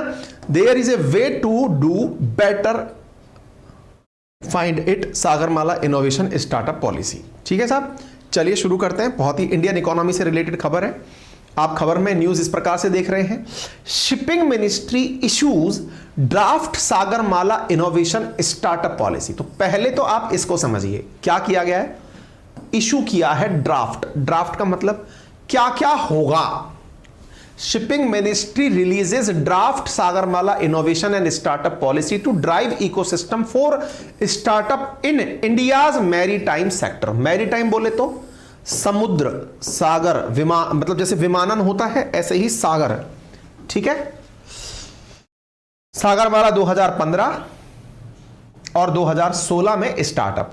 ठीक है, डन है। चलिए आइए अब इधर देखो, draft Sagarmala innovation and startup policy issued for stakeholder consultation. खबर क्यों इंपॉर्टेंट है, ड्राफ्ट किया गया है। अभी ड्राफ्ट का मतलब समझ लो भाई, सरकार के अंदर लोकतांत्रिक तरीकों में क्या तरीके अपनाए जाते हैं, जनता के सामने कुछ पॉलिसीज को रखा जाता है कि हाँ भाई इनमें से आपको कोई आपत्ति हो तो बता दो, या फिर इसके अंदर कोई सजेशन हो तो बता दो, कुछ और ऐड किया जा सकता है तो बता दो, सरकार के सामने ताकि कल को यह ना हो कि हमसे बिना पूछे पॉलिसी ले आए, इस प्रकार से। ठीक है। अच्छा, तो draft policy aim to harness new technology development by India startup and entrepreneur. कुछ लोग कमेंट बॉक्स के अंदर 1001 और 10,001 लिखकर भेज रहे हैं ताकि उन्हें यह लगे कि सर देखो हम मजे ले रहे हैं वो इस चीज के। हम एक बात बताऊं बेटा तुमको, तुम जो कमेंट बॉक्स में लिखते हो ना 1001, यूट्यूब की पॉलिसी है 2-4 बार लिख दोगे ना, 5वीं बार में वो ऑटोमेटिक अकाउंट से 1001 काट लेगा। सोच लो, पॉलिसी है। ज्यादा बार आपने लिखा ना 1001 रुपया, हाँ वो ऑटोमेटिक अकाउंट से काट लेगा। देखो, बाकी मर्जी आपकी। आपके अकाउंट में नहीं हुआ तो उसके पास सारा लिंक है आपके पिताजी के अकाउंट से कट जाएगा। देख लो भाई, Sagarmala innovation and startup policy का जो है ड्राफ्ट जो है वो हाल ही में जारी किया गया। तो अब आपके दिमाग में क्या आना चाहिए, दो बातें क्या क्या। पहला, सर क्या किया जाएगा इसमें। हमने कहा इसके अंदर दोनों को मिलाकर के फीचर्स जारी किए जाएंगे। फीचर्स जारी किए जाएंगे मतलब कुछ इस तरह का प्रयास किया जाएगा ताकि उन दोनों के लाभ स्टार्टअप्स को मिल सके। कैसे, तो आइए मैं आपको थोड़ा डिटेल में बताता हूं। मिनिस्ट्री ऑफ, किसने किया है ये, मिनिस्ट्री ऑफ शिपिंग के द्वारा किया गया है। इधर देख सकते हैं क्या किया गया है भाई। देखिए, सागरमाला असल में था क्या, हमारी जो समुद्र की कोस्टल लाइन है ना, उस कोस्टल लाइन से बहुत सारे नए इनोवेशंस निकल सकते हैं। जैसे भाई कोस्टल लाइन पर कोई भी स्टार्टअप वाला ये सोचे कि मैं लॉजिस्टिक की कोई कंपनी डालना चाहता हूं, या कोई ये जाने कि मैं कोल्ड स्टोरेज लगाना चाहता हूं। कैसे भाई, मान लीजिए आपके दिमाग में एक स्टार्टअप का आइडिया आता है, जैसे मैं आपको ही स्टार्टअप का आइडिया देता हूं, हालांकि लोग इस तरह के काम करते होंगे, लेकिन आप दिमाग में रखिए क्या कि साहब सागर की जो मतलब बाउंड्री एरिया है, मैं वहां एक स्टार्टअप डालना चाहता हूं। और वो स्टार्टअप क्या है कि साहब जितनी भी मछलियां हैं उन मछलियों के ऊपर मैं उनका कंटेमिनेशन लेवल चेक करूंगा, मतलब क्वालिटी चेक करके दूंगा कि इन मछलियों में कितना % पॉल्यूशन पदार्थ है, पॉल्यूटेड प्लास्टिक कितना है, किस में क्या डल गया है।